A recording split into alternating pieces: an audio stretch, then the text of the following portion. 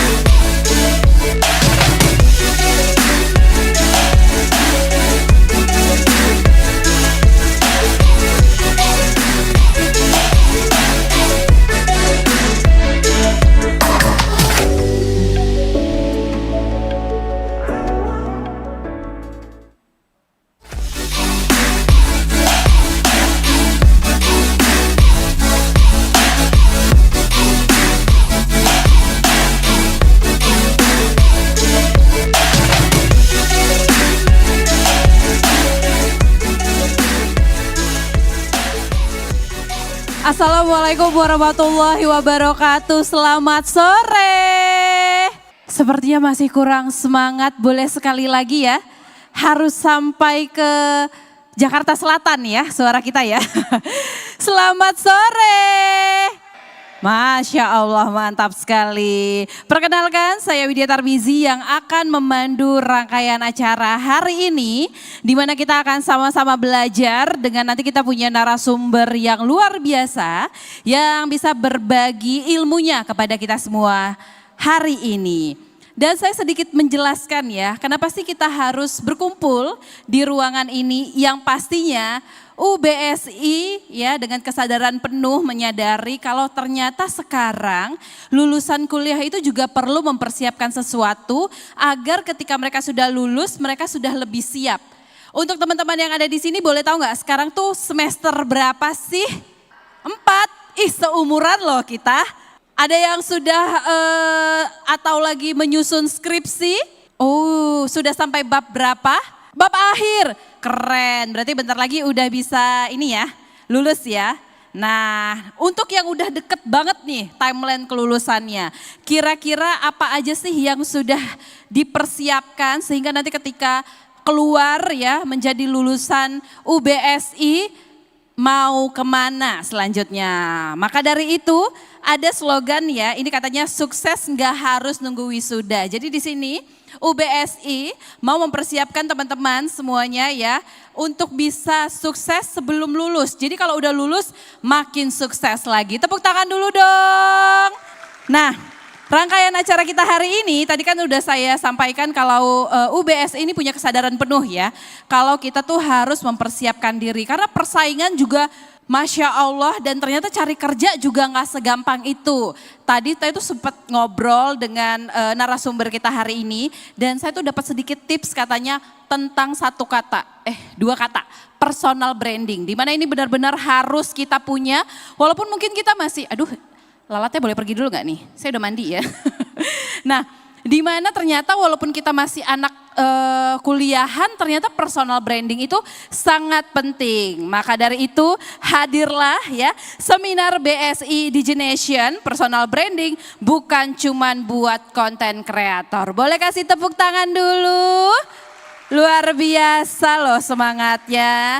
Dan yang pastinya ini kan menurut saya ya, UBSI ini keren banget karena dia benar-benar memberikan alternatif kepada seluruh mahasiswa dan juga mahasiswi teman-teman yang ada di sini untuk bisa mendapatkan ilmu lewat seminar hari ini dari narasumber kita yang luar biasa. Ada yang udah tahu nggak kira-kira narasumber kita hari ini siapa? Siapa? Widya Tarmizi? Bukan, saya MC-nya, saya bukan narasumbernya. Takutnya nanti pada aliran sesat kalau saya ngasih ya. Nah, tanpa berbasa-basi, saya akan memberikan sedikit profil singkat untuk narasumber kita hari ini. Beliau ini sudah 19 tahun di dunia media dan juga branding. Di sini ada yang masih usia 19 tahun? Kamu, berarti kamu lahir dia memulai perjalanan karirnya ya. Dan yang pastinya memulai menjadi penyiar radio di beberapa media besar. MC juga ya, senior saya pastinya jauh, dan menjadi founder dan juga CEO Kasih Solusi. Podcast yang sampai hari ini siapa yang gak tahu ya, sangat besar Masya Allah. Dan juga content creator. Untuk bisa tahu profilnya lebih singkat ya, untuk bisa kita kenal lebih dekat, kita akan lihat dulu berikut profil dari narasumber kita hari ini.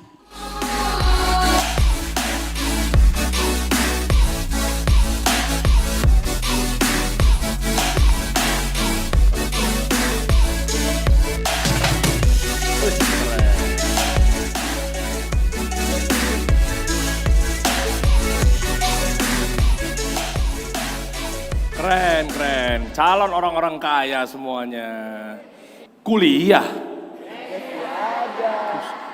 Rp50.000. Siapa paling kencang tadi barusan? Iya benar. Bagus. Siapa nama Presiden Republik Indonesia? Rp50.000. Kok tahu loh, susah loh padahal loh. Kalian semua hadir di sini artinya sama-sama akan berjuang di era ekosistem dan digitalisasi zaman sekarang, betul? Pejuang ekonomi kreatif, betul? Awas ya, ngomong betul kalau nggak tahu nama seseorang yang akan saya tanyakan sekarang ini. Siapa nama Menteri Ekonomi Kreatif Republik Indonesia? Betul. Siapa nama Menteri Ekonomi Kreatif Republik Indonesia? Udah Google, salah awas ya. Siapa? Teguh Rifki Harsha, Rp50.000. Bagus. Siapa nama, ini susah nih.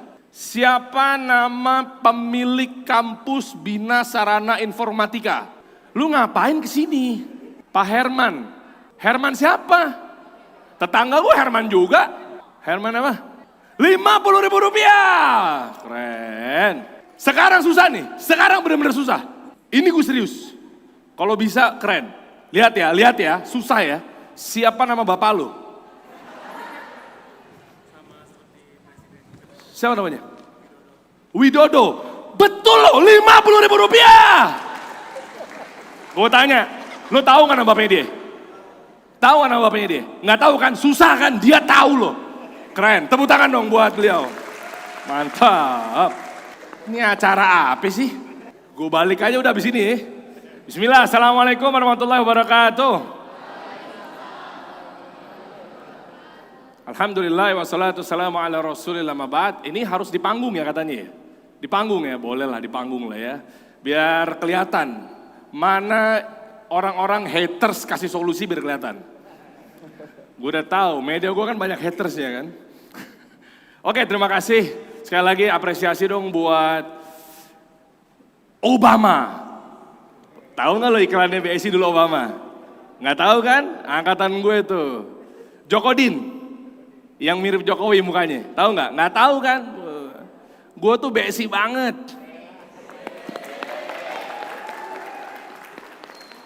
Sekarang gue tanya, BSI lokasi di mana? Disebut satu aja. Astagfirullah. Ngakunya si paling BSI lokasinya masih salah. Tahu nggak lokasi BSI di mana? Di sini. Aduh ya Allah, gue yang ngomong gue yang jijik ya. Sayanya BSI-nya mah enggak. Terima kasih sekali lagi apresiasi buat BSI dong. Menang sebelum lulus, keren banget temanya. Tepuk tangan dong. Sebelum kita buka tanya jawab teman-teman, yang terhormat terima kasih Prof sudah mengundang saya. Dan kawan-kawan yang mengorganize acara ini yang luar biasa. IO-nya, agensinya yang ditargetkan sebulan sekali bikin event. Semangat terus. Ya, pokoknya kalau susah-susah nanti minta bantuan sama kasih solusi ya, aman. Gini teman-teman semua, ini serius loh ya. Kalian ini kan orang-orang yang udah berkecimpung di dunia sosial media. Gue gak nakut-nakutin, lu gak mau ikutan gue terserah. Lu gak mau ikutan gue terserah, tapi gue cuma udah ngasih tau sekarang, kalau lu misalnya masih ngeyel, tiba-tiba masanya tiba, terus tiba-tiba langsung ngeluh miskin, jangan salahin gue. 2030 itu fase pertama. Puncaknya di tahun 2045. 2030, 4 tahun lagi, semua yang pengen ngambil peluang di industri kreatif, digital, akan masuk kubangan busuk perang harga. Udah mulai kecium dari sekarang. Teman-teman lagi kuliah pengen ambil peruntungannya, mau itu afiliator lah, mau itu reseller lah, mau itu nyimpen bitcoin lah, mau dagang ini, dagang itu. Ngambil peluang buat biaya kuliah lah, buat biaya hidup lah, buat bantu orang tua lah, apapun bentuknya, ujung-ujungnya cuan. Apalagi lu belum menang atau lu kalah sebelum lulus. Nantinya kalian yang akan meraih cuan apa segala macam di dunia digital, 2030 fase pertama. Gue gak nakut-nakutin. Lu mau ikut gua, alhamdulillah lu gak mau ikut terserah. Akan masuk kubangan busuk perang harga. Udah mulai kelihatan tanda-tandanya udah mulai kecium dari sekarang-sekarang ini. Jual jilbab 10.000, 20.000, nggak ngotak harganya, betul? Kaos kaki 3.000. Gara-gara oknum-oknum yang kerok, pabrik-pabrik dari Cina udah mulai kebangun di Indonesia. Kalau industrinya tekstil, berarti Cina masuk di Indonesia. Yang oknum, kenapa gue bilang oknum? Karena mungkin dia ilegal, mungkin dia asal-asalan, nggak peduli sama pertumbuhan ekonomi kita. Dia pangkas tuh orang-orang yang memang harusnya hidup. Tekstil, tukang payet mati, tukang pola mati, tukang jahit mati. Dari pabrik jualan ke konsumen. Makanya bisa jual harganya 5.000 tuh jilbab. Nggak ngotak. Posisi lu di mana? Berani lawan mereka? Bayangin aja harga jualnya mereka, modalnya kita. Gimana? Pertanyaan saya 50.000 rupiah berikutnya. Salah satu penyelamat di saat kita berada di fase pertama di tahun 2030. Saat semuanya masuk kubangan busuk perang harga, salah satu penyelamat, ada yang tahu?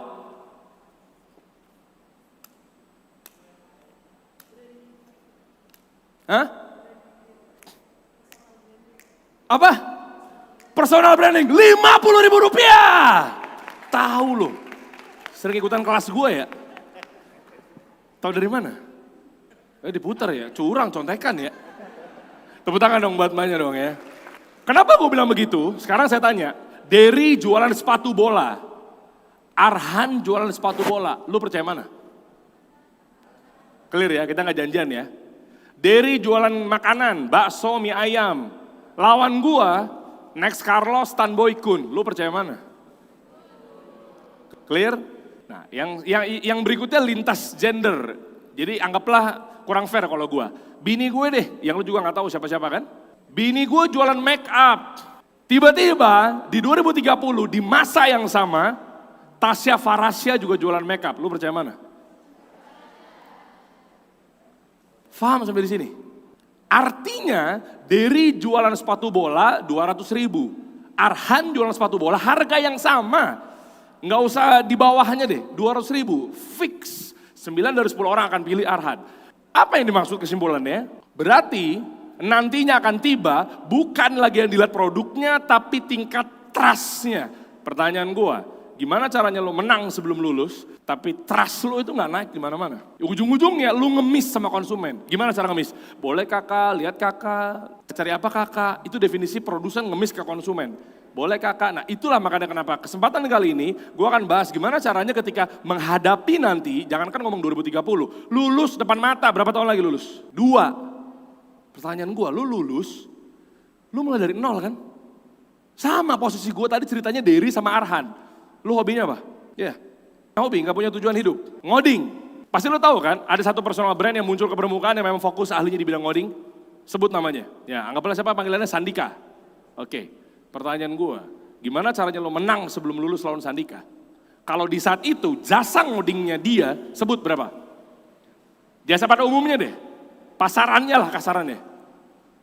Bikin website misalnya, 10 juta. Kita fair di sini ya. Nama lu coba? Felix, ketika lulus nih, yang maaf dengan segala hormat, lu belum menang sebelum lulus. Ketika lulus, lu jual, kita nggak ngomong inflasi ya bos. Kita nggak ngomongin inflasi, sekarang 10 juta, mungkin nantinya lu 2 tahun lagi bisa jadi 15 juta. Kita nggak lagi bahas inflasinya. Tapi yang lagi kita bahas adalah harga konkret sekarang dulu, ceritanya dibawa ke 2 tahun lagi. 2 tahun lagi seorang Felix, yang lu juga mungkin ada yang tahu, ada yang nggak tahu, nggak kenal, jualan jasa website atau coding 10 juta. Sandika 10 juta. Lu pilih mana? Paham sampai di sini? Makanya kenapa gue suka temanya, lu harus persiapin gimana caranya lu menang sebelum lulus ketika di pola, di waktu, di timing yang tepat, di 2 tahun itu, lu keluar dengan trust jiwanya, jual 10 juta, si Sandika tersebut jual 10 juta, kita adu. Siap semuanya? Siap? Kita gas, naikin trust kita persiapkan gimana caranya kita menang sebelum lulus, siap? Siap? Tepuk tangan bareng-bareng, terima kasih. Saya Dery Hansa, kita buka tanya jawab. Oke, itu dia sedikit kedagingan yang akan keluar hari ini. Tapi tenang aja teman semua, kita akan membuka sesi tanya jawab. Nah, untuk sesi tanya jawab ini akan dipandu oleh seseorang ya. Yang ada di sini boleh langsung kita panggil, dia ini adalah founder dari QOL.id, kepada Mas Sandi. Kita persilahkan tempat dengan segala hormat. Boleh kasih tepuk tangan dulu? Oke, terima kasih BSI sudah mengundang saya di sini. Terima kasih juga Mas Dery udah hadir di event yang kita inisiasi ini. Jadi kita ada beberapa question yang saya udah catat gitu ya, dan nanti akan ditanyakan kepada Mas Dery. Mungkin juga dari teman-teman mahasiswa ada yang mau tanya. Nah, pertanyaan-pertanyaan yang krusial, pertanyaan-pertanyaan yang hari ini menjadi ketakutan banyak orang, Mas Dery. Oke? Tolong kalau mau yang bertanya kepada Mas Dery nanti dipersiapkan terlebih dahulu, gitu ya. Kita akan tanyakan dengan pertanyaan-pertanyaan yang sudah saya siapkan. Wis, BSI. Sekarang gini Mas Dery, kita berbicara tentang kuliah ya. Anak-anak Gen Z sekarang yang masih di SMA, mereka itu berpikir bahwa kuliah itu buat apa? Since sudah ada bootcamp, gitu ya. 3 bulan atau 6 bulan bootcamp, dia udah punya capability yang sesuai dengan industri sehingga dia bisa langsung kerja dan cuan. Lalu kenapa aku mesti kuliah lagi? Menurut Mas Dery, mindset seperti ini dibenarkan atau seperti apa? Gue gak setuju. Di saat luar sana teman gue yang bilang kuliah is scam. Gak usah sebut namanya, gue pernah undang di podcast. Kenapa Felix tawa? Panutan Anda ya? Lah, tapi di sisi yang lain ya gue setuju. Dia orang hebat, dia orang cerdas, orang pintar.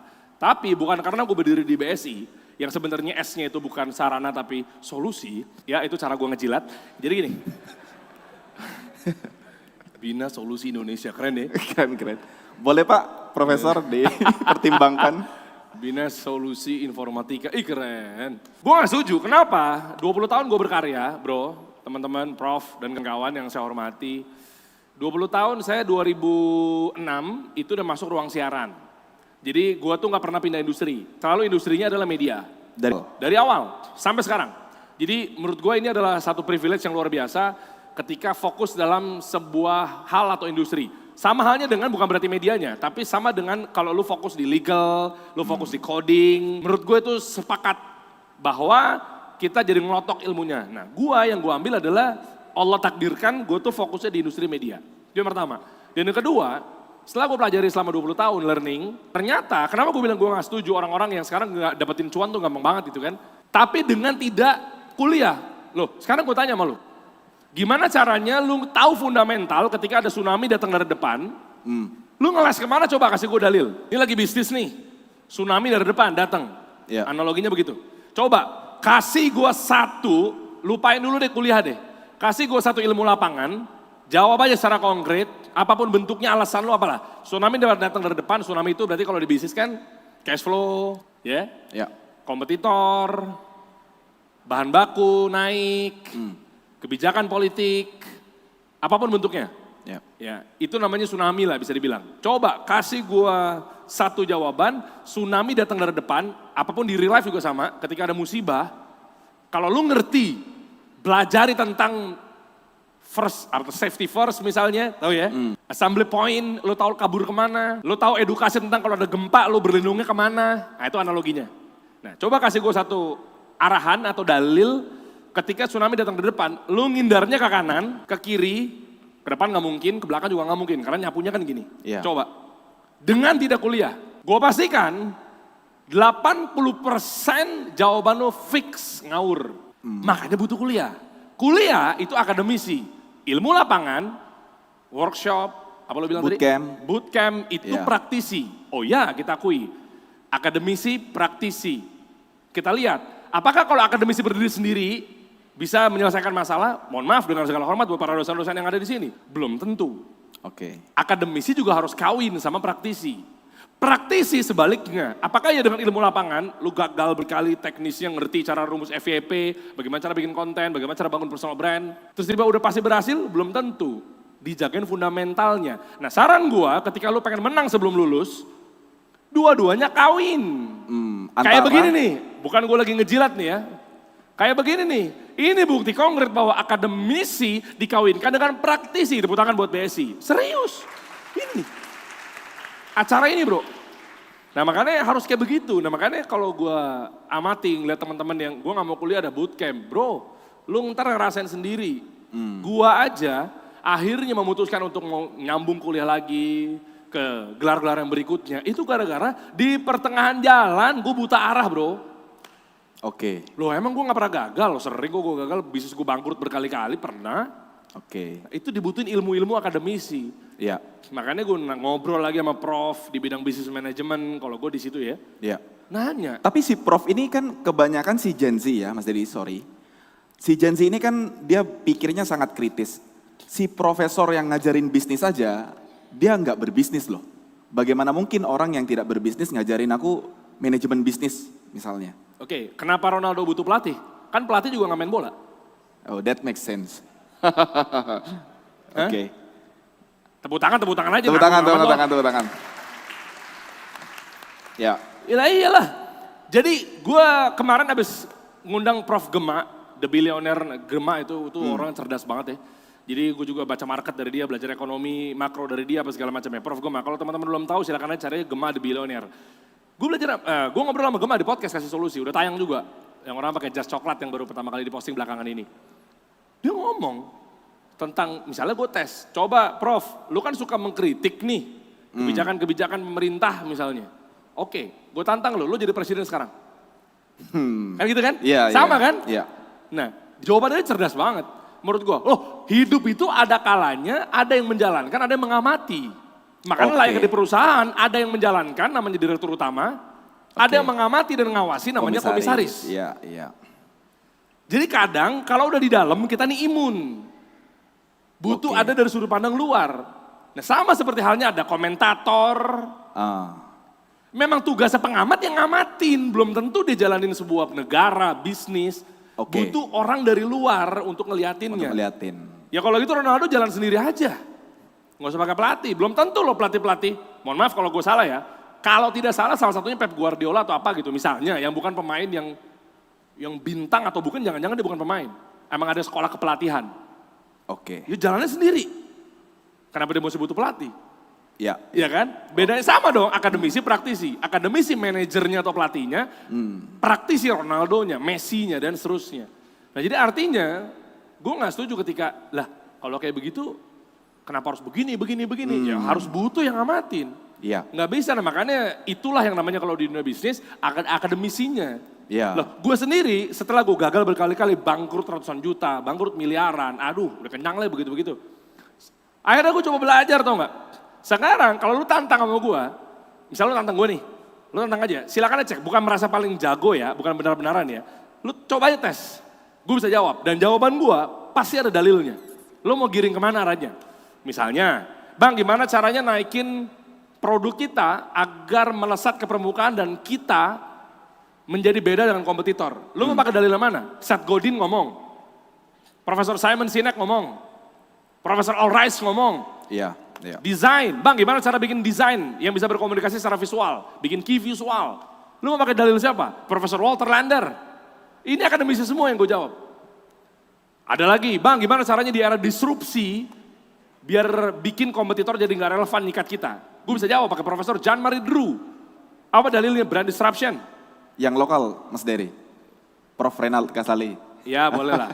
Cuma memang jujur gue banyak belajar dari dosen-dosen yang dari luar. Oke. Iya Prof. Renat, Iya. apapun itu bentuknya banyak di Indonesia. Yes. Enggak, ini maksudnya gue mau ngasih tahu buktinya bukan berarti mau lokal apa interlokalnya. Tapi lebih kepada pengusaha kalau bergandengan sama akademisi, hidup lu tentram. Poinnya itu sebenarnya. Iya. Iya kan? Brand personality, David Acker. Itu ada semuanya lengkap. Iya. Marketing Evolution, Profesor Philip Kotler. Mereka punya kampus, beliau punya kampus di Chicago. Nah maksud gue, pengusaha kalau tahu fundamental, pentingnya betapa akademisi, lu punya pegangan bro. Karena fundamental. Iya. Aduh susah bro, gue aja belajar belajar profit loss, surplus defisit di ilmu cash flow untuk ngejar EBITDA positif aja dari akademisi kok. Iya. Karena memang ada teorinya di sana ya. Memang ada teorinya, Ya. lu ilmu lapangan gue ngitung-ngitung, ilmu lapangan gimana? Uang masuk harus lebih cepat dibanding uang keluar ya. Ilmu lapangan gimana? Uang masuk harus lebih banyak dibanding uang keluar ya. That's it. Iya. Terus secara konteks finance-nya gimana? Iya. Kalau nggak bukan akademisi yang terjun. Iya. Jadi maksud gue, lu mendingan belajar betul-betul gandengan sama para akademisi. Setuju. Apalagi terutama yang ada di sini yang udah memang proven terpercaya sampai 30 cabang misalnya BSI. Iya. Ya kurang lebih begitulah. Oke, terima kasih teman-teman, semoga tercerahkan semua ya bahwa saling bergandengan, bukan bootcamp aja, bukan kuliah aja, tapi keduanya tetap dibutuhkan. Iya, meskipun di luar sana ada yang bilang bahwa nggak penting ini kan orientasinya duit apa segala macam. Oh silakan aja, kita kan di negara demokratis, kita saling menghargai pendapatnya aja. Kalau gue sih dengan segala hormat kurang setuju. Iya. Meskipun, tapi kan hartanya banyak kan dia, oh nggak apa-apa. Kalau gue ngeliatnya begini, alangkah indahnya ketika harta kita banyak dengan pegangan yang kuat. Kalau gue di situ poinnya. Ya, Ya akademisi itu kan sebenarnya. akademisi ya. Nanti lu lihat deh, lu tanpa, dengan segala hormat ya, tanpa akademisi, tanpa kuliah, lu ntar lihat di persimpangan jalan, gue suka sama istilahnya Cing Abdel, waktu gue undang di podcast Kasih Solusi. Cing Abdel bilang, gimana Cing lu bisa sampai di posisi ini, gue tanya. Dia bilang, gampang mindsetnya. Lu bayangin ketika hidup itu selalu keluar rumah, itu lu pasti ketemu persimpangan jalan. Oh iya. Nggak mungkin lu nggak ketemu perempatan, bohong. Ada dari rumah tinggal lurus doang tuh nyampe kampus BSI. Pasti persimpangan jalan. Nah di persimpangan jalan itu pertanyaan gua, ketika macet di depan, keputusan lu belok kanan apa belok kiri untuk motong jalan, taunya dari mana?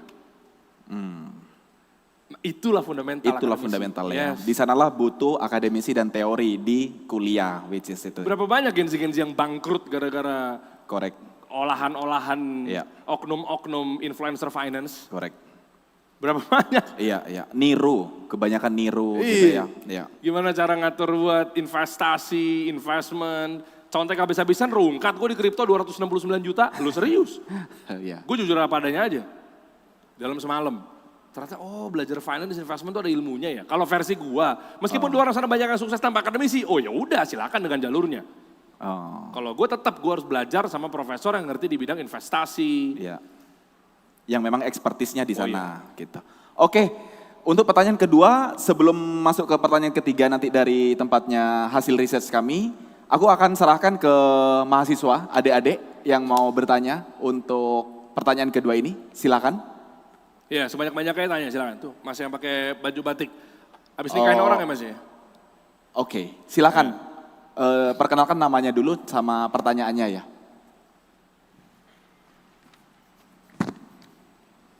Buat teman-teman yang lain juga, tolong dipersiapkan pertanyaannya nanti ya, jika ada yang ditanyakan ke Mas Dery. Iya, boleh. Silakan, Mas. Oke, baik. Perkenalkan nama saya Ronaldi Tahir, Bang Dery. Di sini saya ingin bertanya kepada Bang Dery. Jujur saat ini saya sedang memikirkan tentang IPK saya. Sebenarnya IPK saya itu nggak bagus-bagus amat dan juga nggak bisa dibilang sangat tinggi juga. Berapa? 0, berapa? Nggak sampai 0, ya. Oh nggak nyampe 0, oh berarti 0. Oh, enggak. Lu bilang nggak sampai tuh begini Maksudnya bro. bukan 0. Oh nggak sampai ke depannya. bawah. Iya. Orang nggak sampai kan ke atas. Di sini saya ingin bertanya kepada Bang Daryl, apakah IPK rendah atau dibilang sederhana itu bisa menghambat kesuksesan seseorang? Dan menurut Bang Daryl, IPK rendah itu bisa menghambat kehidupan seseorang atau tidaknya? Itu udah gimana, boleh mengasih motivasinya buat saya sendiri. Dan buat teman-teman yang lainnya mungkin yang berpendapat dengan saya kalau misalnya IPK yang rendah itu bisa menghambat buat masa depannya seseorang gitu. Oke, sebelum saya jawab, teman-teman tahu istilah IQ, EQ, SQ nggak? Tahu ya? Simple. Apakah dengan IQ tinggi udah pasti menghasilkan IPK yang tinggi? Ya? Oke, tepuk tangan buat yang nanya, ntar saya jawab. Bu, sana Bu. Hah? Sini Bu. Silakan. Oke. Bro, nih ya, gue kasih tahu nih. Sama kok bro, IPK gue juga 2, kok. Lah serius. Nah, ini versi gue ya, bisa jadi gue salah ya. Ini versi gue aja, bisa jadi gue salah prof-prof yang saya hormati. Yang saya tahu, yang saya pahamin, IPK itu, lihat di layar. Value kebagi menjadi 2. Tujuan kita bersukses apa segala macamnya itu menggapai kita harus punya nilai biar kita sukses. Nilai bahasa Inggrisnya value. Nah, untuk menggapai kita harus punya nilai diri, namanya personal brand, nilai usaha, namanya product brand dan seterusnya, itu kebagi menjadi 2. Nah, bahasa Indonesianya transactional value itu value yang pertama, yang kedua adalah emotional value.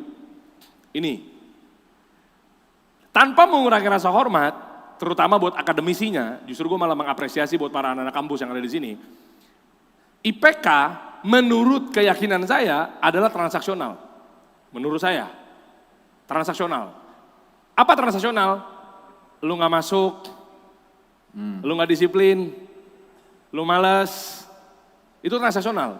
Lu rajin, lu merhatiin, lu ngafalin, transaksionalnya IPK-nya 3.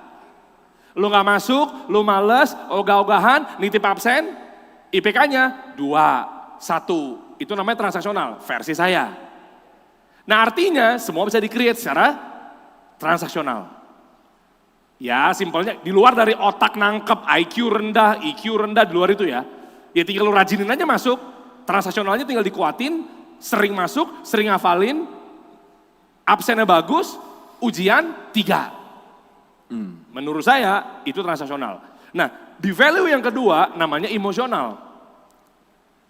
Emosional pendekatannya bukan hanya emosional pendekatannya bukan hanya disiplin, masuk, absen, bukan. Implementatif, intangible asset, persona diri, kedekatan sama dosen. Percuma lo merajin masuk kayak apapun itu kalau dosen gak suka sama lu, ya gak suka sama lu.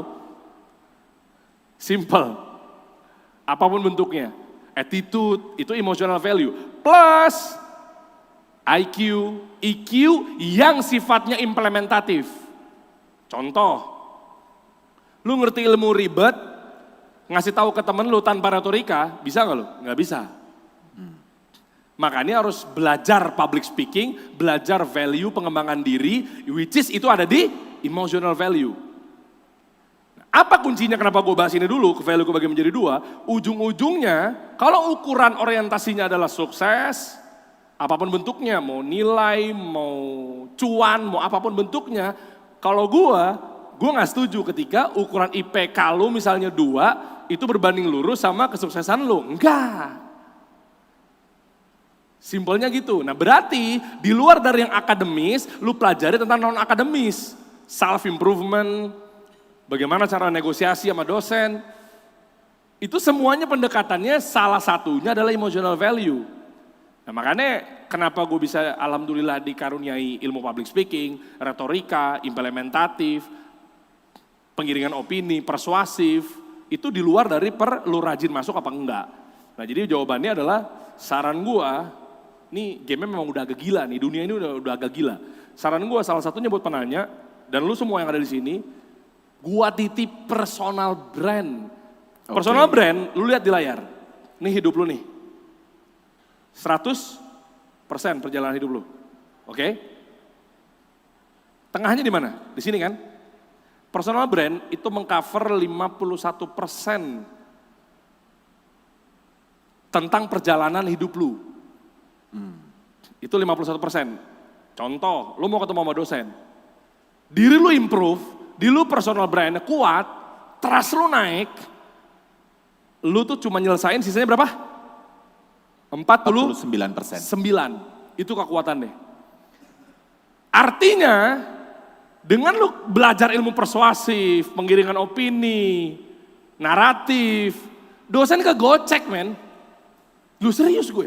Kegocek bukan berarti penipuan ya, bukan berarti pengelabuan dosen ya, bukan. Tapi karena lu kuat secara trust. Logikanya,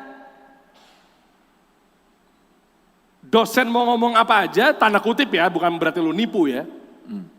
Lu tuh udah langsung, iya bener, diri ngomong apa, iya. Contoh, salah satunya yang lu harus dikuasain sama teman-teman menanya, tentang di emotional value, di luar dari perakademisan. Pernah tahu kontennya kalau nggak salah Ferry Ruandi pernah pakai, kalau nggak salah konten kreator pernah pakai yang lainnya. Yang kurang lebih, saya sebenarnya nontonnya sih sebenarnya yang di luar duluan ya. Gue gak bilang bahwa Ferry itu ngikut apa enggak, gue gak bilang, tapi yang di luar juga pernah ada bikin. Apa itu? Contoh, gue ngomong depannya begini. Guys, faktanya ternyata rokok itu gak bisa bikin kita mati. Dengan begitu aja lo ngerti tentang persuasif, lo udah percaya. Di ujungnya, gue akan ngomong gini, nah itulah contoh tentang persuasif. Jadi yang gue omongin semuanya bohong, kena kan lo? Contoh doang nih, jangan langsung baper ya. Tadi kan gue ngomong apa? Di tahun 2030 semuanya akan masuk kubangan bursu perang harga. Kalau lagi gue bohongin gimana? Nah lu pelajari yang kayak begitu-begitu. Karena ujungnya gamenya nantinya tentang kesuksesan. Lu mau ada di anggota kayak gue nih ada di HIPMI, ada di Kadin, ada di Gcraft atau apapun itu bentuknya. Tapi kalau lu gak punya ilmu-ilmu untuk penggiringan opini secara persuasif, lu gak didengar. Jadi saran gue kalau pertanyaannya hanya seputar IPK gue cuma 2 apa segala macamnya, terus kenapa? Oke, berarti tidak ada korelasi terhadap kesuksesan. Korelasi pasti ada sedikit. Sedikit, tapi bukan mutlak gitu ya? Yes. Oke. Karena jadi keukur bahwa ya nanti kalau lo bilang mutlak, gue juga gak setuju. Karena kan improve tentang persuasif mencerna hal yang rumit, itu kan di luar dari konteks ilmu yang lagi lo pelajarin kan di kampus kan. Ya. Berarti masih ada harapan Mas Ronald ya tadi jadi ya? Mas kalau mau bunuh diri sabar, cuma mas, jangan dulu, enggak lah, masih ada harapan. Kalau lu pertanyaan seperti itu, kalau lu nggak nanya teman teknisnya ya gue jawab itu. Kalau mau tahu teknisnya gimana caranya ya tanya aja, cuma kan gue belum dengar pertanyaannya kan. Ya, jadi kalau misalkan tadi tentang IPK yang rendah, apakah ada possibility ya untuk sukses? Jawabannya udah clear, ada gitu ya, karena nggak ada korelasinya. Nah, tapi banyak orang, tadi kan Mas Dery udah sampaikan tentang personal branding gitu ya, mesti harus lakukan personal branding. Orang banyak salah tentang personal branding, menjadi terkenal, sama dia mencoba berupaya untuk pansos gitu terhadap seseorang yang lebih tinggi dibanding dia. Apakah itu termasuk personal branding juga? 3 ini kan berbeda sekali gitu ya. Teman-teman tahu eranya kue-kue artis nggak? Ada milenial di sini? Ada orang tua di sini? Tahu eranya kue-kue artis? Nggak usah sebut lah, itu teman-teman saya semua. Tahu? Nah ya, jadi Gen Z harus tahu dulu nih. Jadi ada nama-nama artis yang kalian juga tahu, nama-namanya besar, mereka saat itu kayak ada semacam investor besar, gandeng artis-artis untuk pada bikin kue. Oke? Gen Z waktu itu mungkin masih kecil, kalian. Dengan kalian tidak tahu aja, itu menjawab, kemana kue-kuenya sekarang? Bukankah nama-nama besar semua?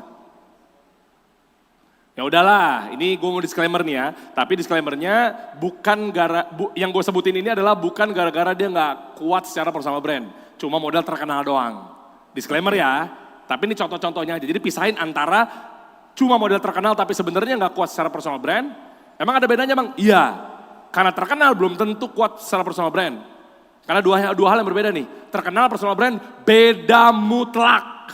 Gue jawab ntar, beda. Nanti gue kasih tahu. Nah, nama-namanya kita pisahin topiknya, jadi jangan sampai ada yang menggiring opini. Pisahin topik-topiknya. Belum tentu disclaimer, nama-nama yang gue sebutkan ini adalah yang tidak kuat personal brand. Fair ya? Lu ntar tinggal nilai sendiri aja. Mana tanda kutip yang memang nggak kuat secara personal brand, akhirnya kemana kue-kuenya? Prilly Latuconsina, Irfan Hakim, Teuku Wisnu, Siren Sungkar, Laudia Cynthia Bella, Chelsea Olivia sempat bikin juga. Pada tahu nama-namanya? Udah ya, titik di situ. Karena sebagian besar teman-teman gue sendiri tuh. Nah kita Slavina mungkin. Yes. Oke? Gue gak bilang, yang masih bertahan berarti kuat secara personal brand, yang udah hilang, jangan-jangan, diplomatis banget ya, nama-namanya gue sebutin teman-teman gue soalnya. Jangan-jangan kurang kuat secara personal brand. Nah itu dulu tuh, satu. Sekarang kita balik yang kedua. Ownernya Grab siapa? Gak tahu kan? Oke. Ownernya Samsung siapa? Gak tahu kan? Ownernya Le Mineral siapa? Gak tahu kan? Yang gue sebutin tadi, mungkin gak kuat secara personal brand. Nah lo bingung lagi kan lo kan. Kenapa dia bisa muncul ke permukaannya? Itu. Nah jadi untuk menyegarkan teman-teman semua, bedakan antara terkenal sama personal brand. Nah yang lu harapkan nantinya bukan sekedar terkenal. Kalau personal brand sama terkenal, kami yang ada di tanda kutip akademisi dan praktisi di industri personal brand, terkenal itu bonus. Agak songong ya. Terkenal itu bonus. Bukan tujuan utama. Bukan, nanti dia akan ngikut, makanya bonus. Oke. Yes, personal brand, terkenalnya jadi bonus. Ya, yang lu kejar adalah personal brand. Oke. Nih contohnya. Mungkin di mata kalian secara keterkenalan, orang-orang ini gak begitu terkenal banget. Tapi pasti brandnya lu tahu. Tuh. Ya kan? Mungkin kalau ukurannya dibanding sama per artis-artisan itu, mungkin gak begitu terkenal, kalau kuncinya terkenal ya. Ukurannya adalah terkenal, kata kuncinya terkenal. Mungkin dia gak terkenal banget. Tapi kok bisa? Secara produk branding, karena branding kebagi menjadi 3. Branding itu trust, gimana caranya optimasi secara naik biar trustnya naik, itu kebagi menjadi 3. Lo mau pakai jalur yang mana? Personalnya, produknya, korporatnya. Ini urutan tuh. Mereka satu tujuan, segaris. Khairul Tanjungnya, Trans TV-nya, Transcorp-nya. Anthony Salimnya, Indominya, Indofood-nya. Nah, jadi artinya, kenapa mereka masih bertahan sampai sekarang? Karena personal brand. Oke. Nah, itu dulu tuh harus dipahamin tuh. Iya. Ya, tapi berapa banyak artis-artis yang sampai sekarang produknya juga bangkrut gitu loh. Iya. Hanya terkenal doang gitu ya. Ya karena bukan itu tujuannya. Oke. Makanya kalau di gua, buat para yang terhormat artis-artis terkenal, harusnya lu belajar personal brand. Nah, untuk yang di personal brand, bonusnya terkenal. Emang agak songong nih kesan yang di personal brand nih. Gue ulang sekali lagi, artis-artis yang terkenalnya luar biasa, harusnya mereka bangun personal brand. Iya. Tapi yang udah bangun personal brand, bonusnya terkenal. Emang agak songong memang personal brand. Iya. Nah, berarti ada yang tahu nggak nih? Ya gue jawab aja lah. Apa yang dimaksud dengan personal brand? Udah gue banyak kasih clue tuh.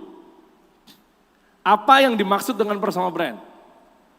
Kok artis terkenal aja butuh personal brand? Yang udah bangun personal brand, terkenalnya dianggap bonus. Pertanyaannya, apa yang dimaksud dengan personal branding? Ada yang bisa tafsir?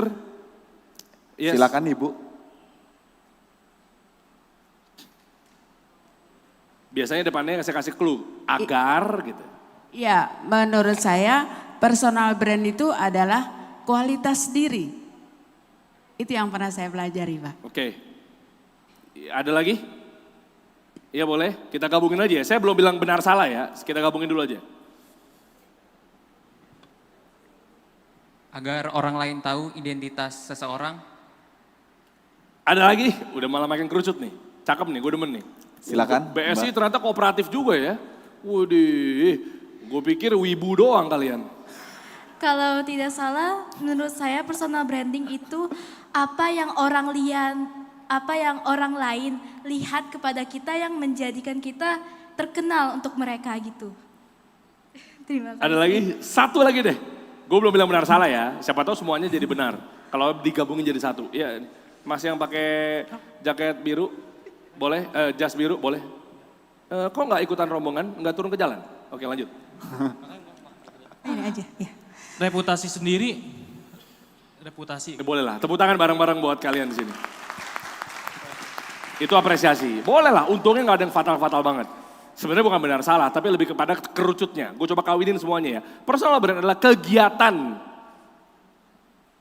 Ngasih tahu ke dunia bahwa kita ini agar dianggap ahli di bidang tertentu. Sehingga, koma nih, masih koma nih. Sehingga orang tahu siapa kita, plus manfaat apa yang didapat sama kita terhadap orang tersebut. Itu personal brand. Contoh, inget makanan. Kenapa lu inget Next Carlos? Kenapa lu inget Tan Boy Kun, inget make up? Kenapa lu inget Tasya Farasya? Karena alam bawah sadar berkata bahwa kayak thank you ya Tasya Farasya ya. Karena lu ngasih tahu tips and trick gimana caranya bikin shadow bla bla bla di muka gua. Sehingga tujuannya pasangan gua jadi makin cinta sama gua. Ngerti maksudnya? Benang merah keseluruhannya adalah, kalau gue ulang kalimat yang tadi adalah kegiatan kita ngasih tahu ke dunia bahwa kita dianggap ahli di bidang itu. Dan ujungnya kita merasa dapat manfaat lebih atau value tersendiri terhadap orang itu. Itu personal brand. Nah jadi modal terkenal nggak cukup. Gue mau ngasih tahu itu loh dari tadi. Jadi akan ngikut. Terkenal nih, viral. Memenuhi syarat nggak? Kalau memenuhi syarat, top. Berarti dia ngerti cara bangun personal brand. Tapi terkenal dong viral, tapi kalau nggak memenuhi syarat, terkenal, jebret. Gue nggak dapat manfaat apa-apa. Tuh. Nggak ada ngaruh sama kehidupan gue. Tuh. Gue mau nanya tentang keahlian gue, nantinya biar dibantu sama dia. Lah dia ini juga siapa? Tuh. Tapi harus expert di sana Mas Dery. Salah satunya. Harus. Iya, ada caranya, ada 6 pilar. Oke. Udah ada yang mau nanya nggak? Kalau ada yang gue bocorin di sini. Silakan teman-teman, curious nggak? Iya. Ya. Tuh, Curious lebih semua tuh, Mas Dery. Hah? Silakan. Silakan Pak. Kalau ada yang mau nanya, gue bocorin sekalian di sini. Assalamualaikum warahmatullahi wabarakatuh. Waalaikumsalam warahmatullahi wabarakatuh. Izin nanya Bang Siap. Dery, kaitan dengan personal branding.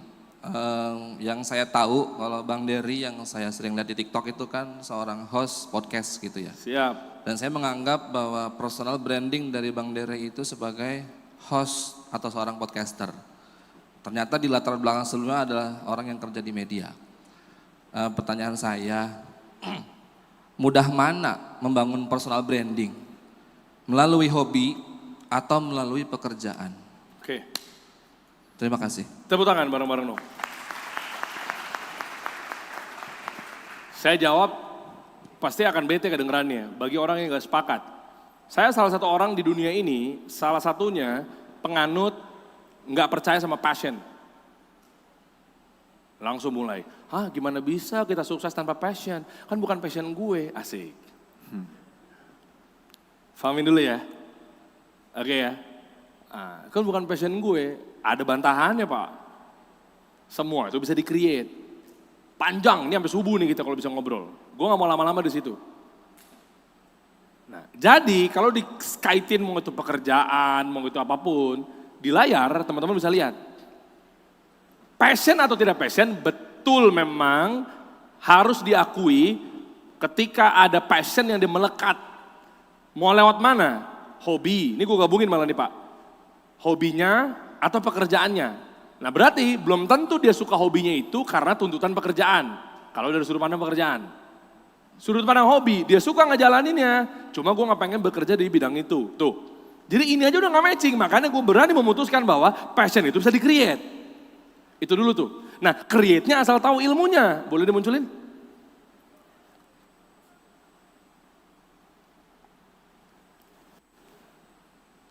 Operator, boleh iPad-nya yang di-show? Jadi kesimpulannya adalah, mau itu hobi atau pekerjaan, saya punya rumusnya.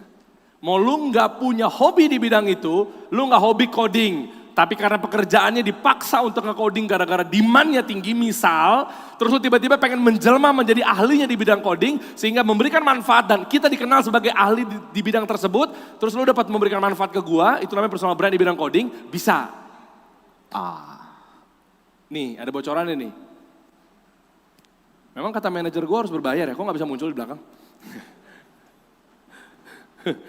Kalau ternyata manajer gue bilang, oh harus berbayar, oke kita sudahkan saja, wassalamualaikum warahmatullahi wabarakatuh.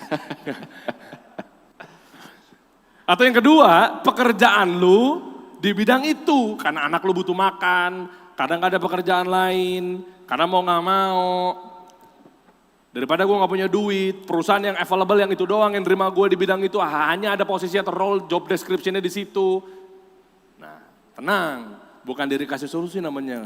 Kalau tidak memberikan jalan pintas kepada teman-teman semua untuk bagaimana cara bangun personal brand, meskipun lu ada di pekerjaan atau di hobinya. Tepuk tangan buat yang nanya dong, saya bongkar semuanya di sini, tepuk tangan dong.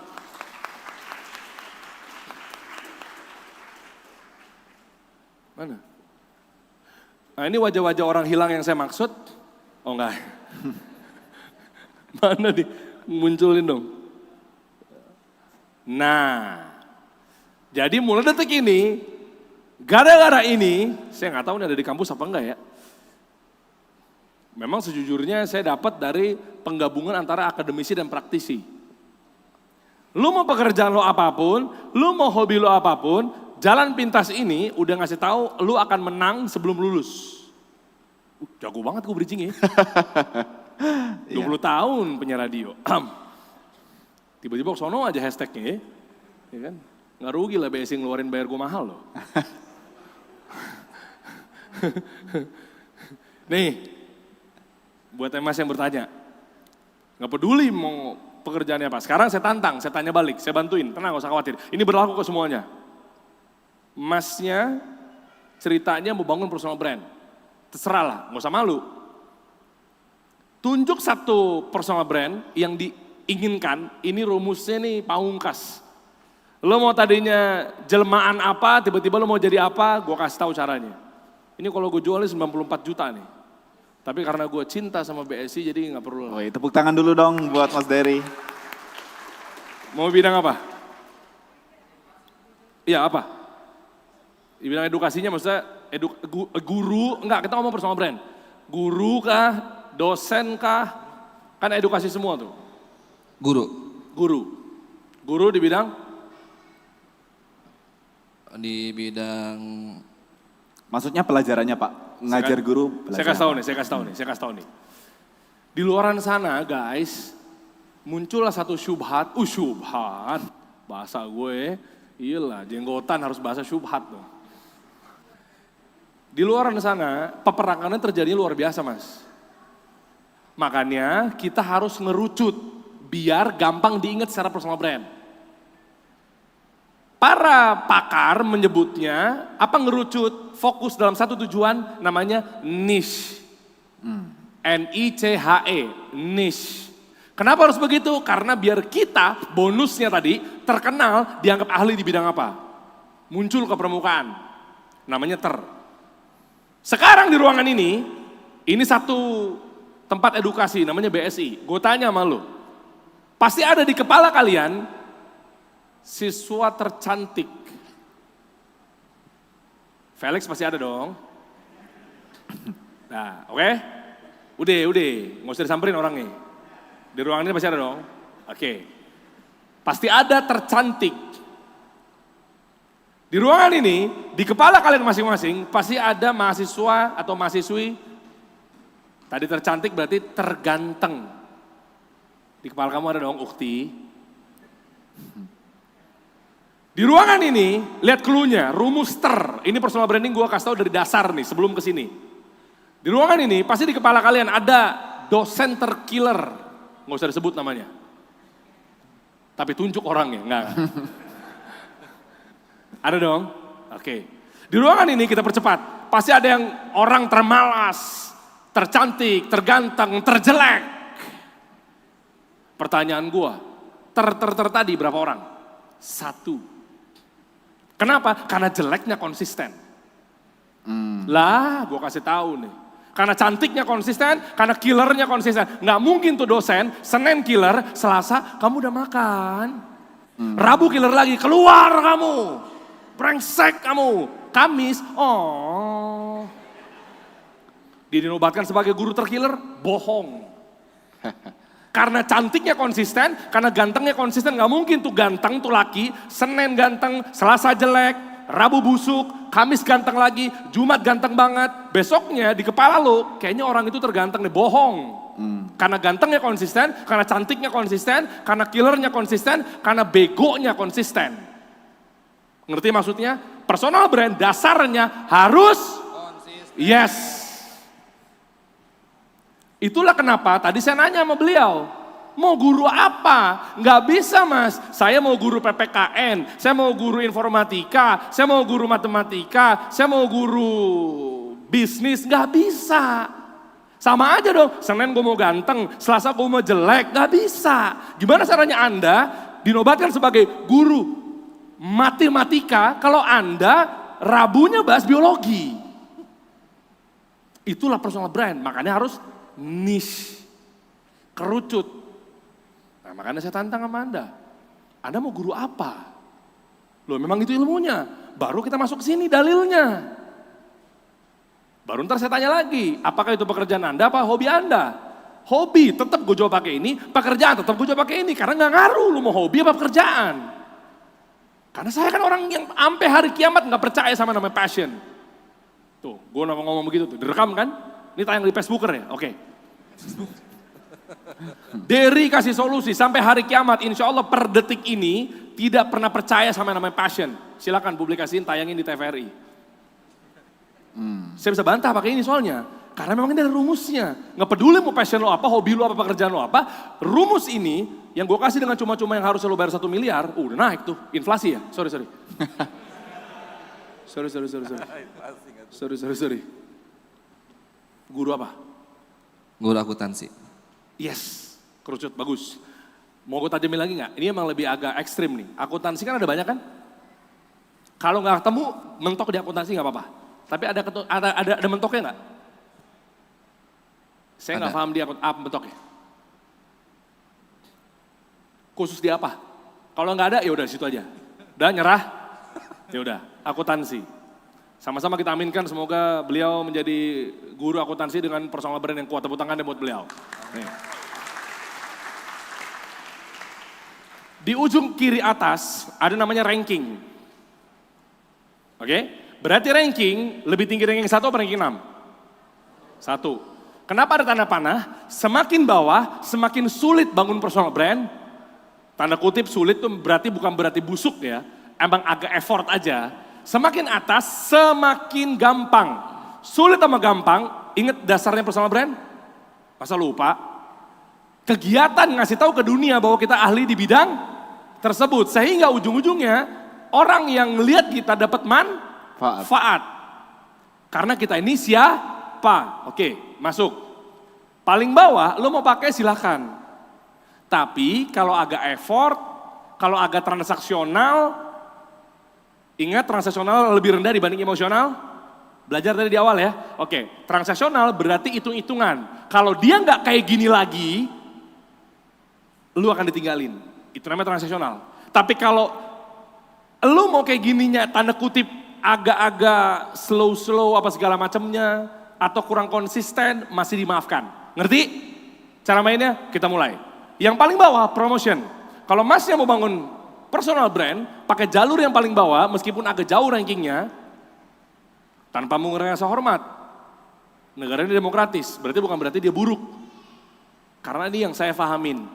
Willy Salim, Tony Chu, Putra Siregar, yang konsepnya giveaway, promo, bagi-bagi. Tugas Anda, kalau misalnya pengen bangun personal brand lewat akuntansi, berarti kalau pakai rumus promotion, dia akan bagi-bagi laptop, bagi-bagi ilmu gratis, bagi-bagi iPad, hitung-hitungan, bagi-bagi software akuntansi, ngasih gratis, langganan per bulan Zahir, langganan per bulan Mekari, langganan per bulan jurnal. Hah? Paham? Nah, itu namanya personal brand kalau pakai rumus. Kenapa akhirnya ranking paling bawah, Der? Toh juga orang-orang yang disebutin di awal viral kok. Pertanyaan gua, kalau saat itu nggak bagi-bagi iPhone? Ngerti maksudnya? Berarti lu harus terkungkung sama kubangan itu. Like postingan aku ya. Kalau lagi nggak giveaway, nggak di like. Makanya gue taruh paling bawah. Dengan segala hormat ya teman-teman gue yang gue sebutin tadi. Ya menurut gue yang gue pandangin kayak begitu. Berarti transaksional. Kalau lagi nggak bagi-bagi software Mekari buat langganan setahun buat software akuntansi, nggak disupport. Makanya kenapa ujung-ujungnya kalau nggak dapat giliran iPhone padahal udah mantengin live dari subuh, dibilangnya settingan, yang menang tim-timnya doang. Karena transaksional. Tapi ngebut, iya ngebut-ngebut aja. Itu namanya promotion. Jalur yang pertama. Perlu passion? Perlu hobi? Perlu pekerjaan? Gue bilang ini ilmu mahal nih. Masukin di prodi. Lah iya. Karena gue kurang suka, kita harus passion, kita harus suka di bidangnya. Kentut lah. Orang bisa dibikin kok. Oke? Nah ini promotion. Naik yang ke berikutnya, connection. Bangun personal brand untuk guru akuntansi, lu semuanya ahli di bidang coding, ahli di bidang ini, makeup, apapun bentuknya. Pakai rumus kategori yang kedua, ranking 5 tapi yang dimaksud adalah connection. Connection berarti lu yang pengen dibilang ahli personal brand di bidang akuntansi harus menjadi konektor, menghubungkan antara idola dengan fansnya. Biar diucapin terima kasih karena ujung-ujungnya mereka dapat manfaat personal brand si akuntan ini gara-gara konten-kontennya. Atta Halilintar, Ria Ricis, Andre Taulani, Raditya Dika, ketika bedah rumah, bedah kamar, bedah taman, bedah. Faham maksudnya? Thank you ya bang, gara-gara gue nonton lu nih bang, ketemu Atta Halilintar di depan. Gue jadi tahu Tompi itu rumahnya kenapa sekian miliar gara-gara dia di rumahnya ada ini. Thank you ya. Pak Haji Andre, gara-gara gue ngeliat konten lu ngerebek rumahnya Surya Insomnia, gue jadi tahu ternyata Surya itu ternyata konsep kamarnya itu begitu. Thank you ya Ria Ricis, thank you Raditya Dika, gue jadi tahu Ria Ricis rumahnya kayak begitu. Rizky Febian rumahnya kayak begitu. Connection. Kenapa levelnya paling rendah? Ya masih dimaafkan. Kenapa ranking 5? Kalau nggak jadi konektor, yang diingat apakah beliaunya atau idolanya, itu yang jadi masalah. Makanya rankingnya lumayan cukup rendah menurut keyakinan saya. Gimana kalau di akuntan, gimana kalau di coding dan seterusnya. Silakan, Anda kan punya IQ dan EQ yang kapasitasnya, berarti tinggal di copy aja. Gimana kopinya? Nah berarti akuntan, datengin rumah-rumah akuntan profesor ini, datengin rumah-rumah akuntan, khusus akuntan tapi. Biar Anda dikenal sebagai ahlinya di bidang akuntan. Tanyain, pakai software apa sih? Oh ternyata Prof A pakainya Mekari. Pakai software apa sih? Grebek laptopnya, ngonten. Harus fokus, terpaling akuntansi, ngonten. Ini kan banyak nih anak-anak akuntansi misal. Grebekin aja laptopnya, tanyain lu pakai apa, cara ngitungnya gimana. Biar seimbang gimana, pakai apa. Oh dia pakai laptop ini, softwarenya ini. Lu pakai apa? Oh dia pakai laptop ini, softwarenya ini. Guys, lihat perubahan ntar, tulis di bio. Bantu para akuntan di Indonesia untuk bisa menghitung bla bla bla bla bla bla bla bla. Tulis di bio. Bangun personal brandnya. Connection. Butuh passion? Butuh pekerjaan? Create. Nah, udah tahu kan rumusnya makin tajam kan? Next, conversation. Konten-konten yang mengundang percakapan. Sehingga kita dianggap ahli di bidang itu gara-gara sering membuat konten-konten tanya jawab. Kakaknya cantik banget, spill skincare-nya dong. Ingat kontennya? Yes. Atau konten-konten alay, yang saya sampai sekarang masih nggak tahu manfaatnya di mana. Di Sudirman, ada orang yang nanya, udah pacaran berapa lama? 2 hari.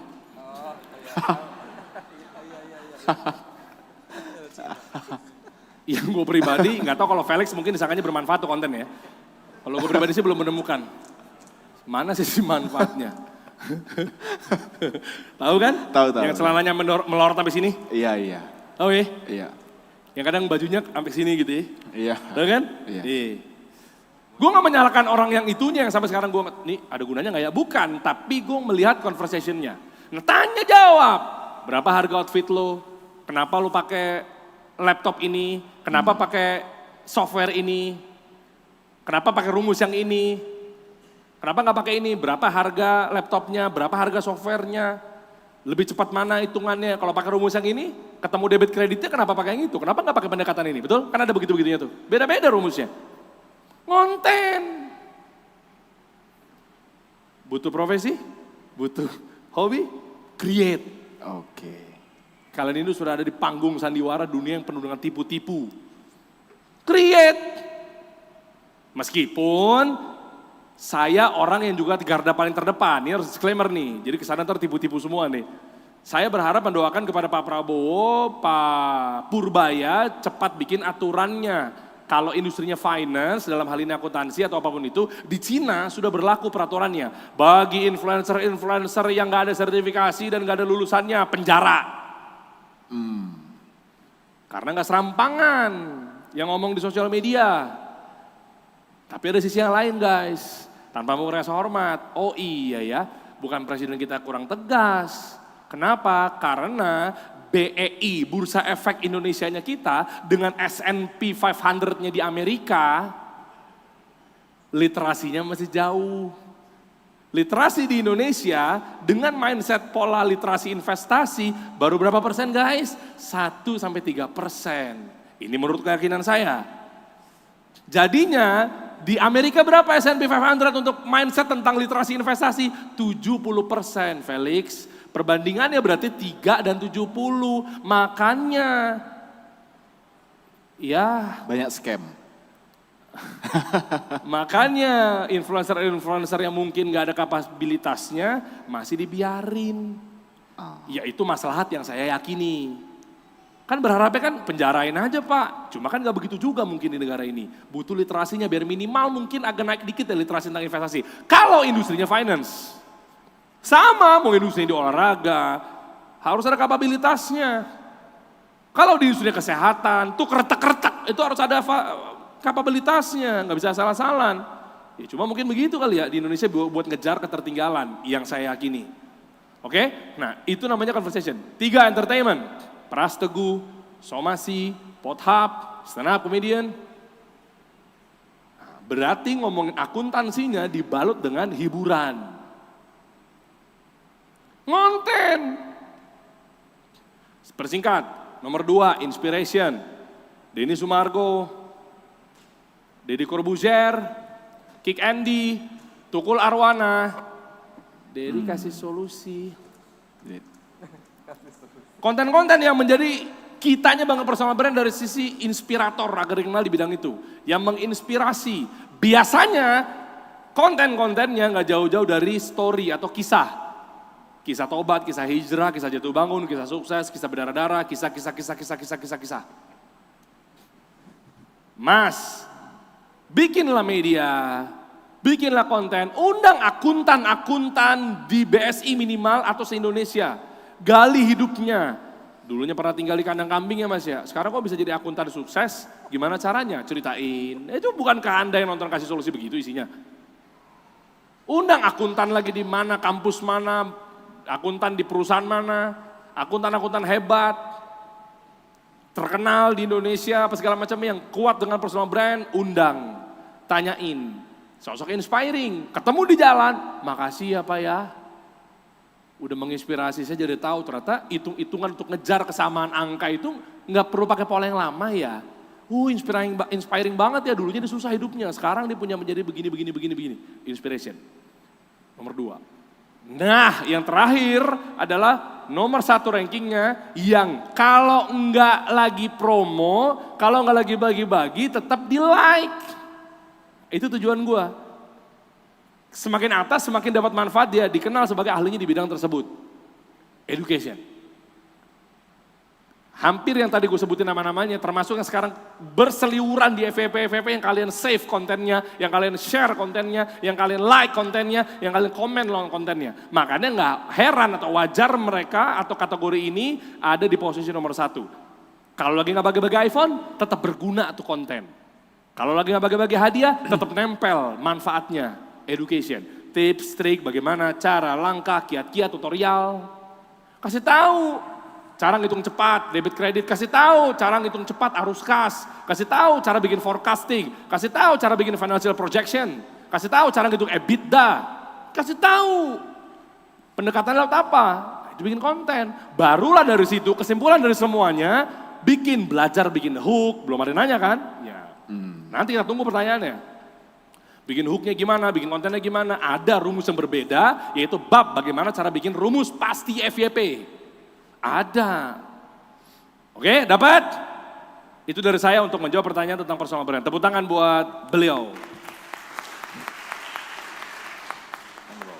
Terima kasih Mas Dery, Bapak value jawabannya 100 juta ya Mas Dery. Siap. Mahal tuh, makanya BSI, kan akuntansi kan? Iya. BSI ngundang saya Pak Akuntan, cash flow-nya goyang.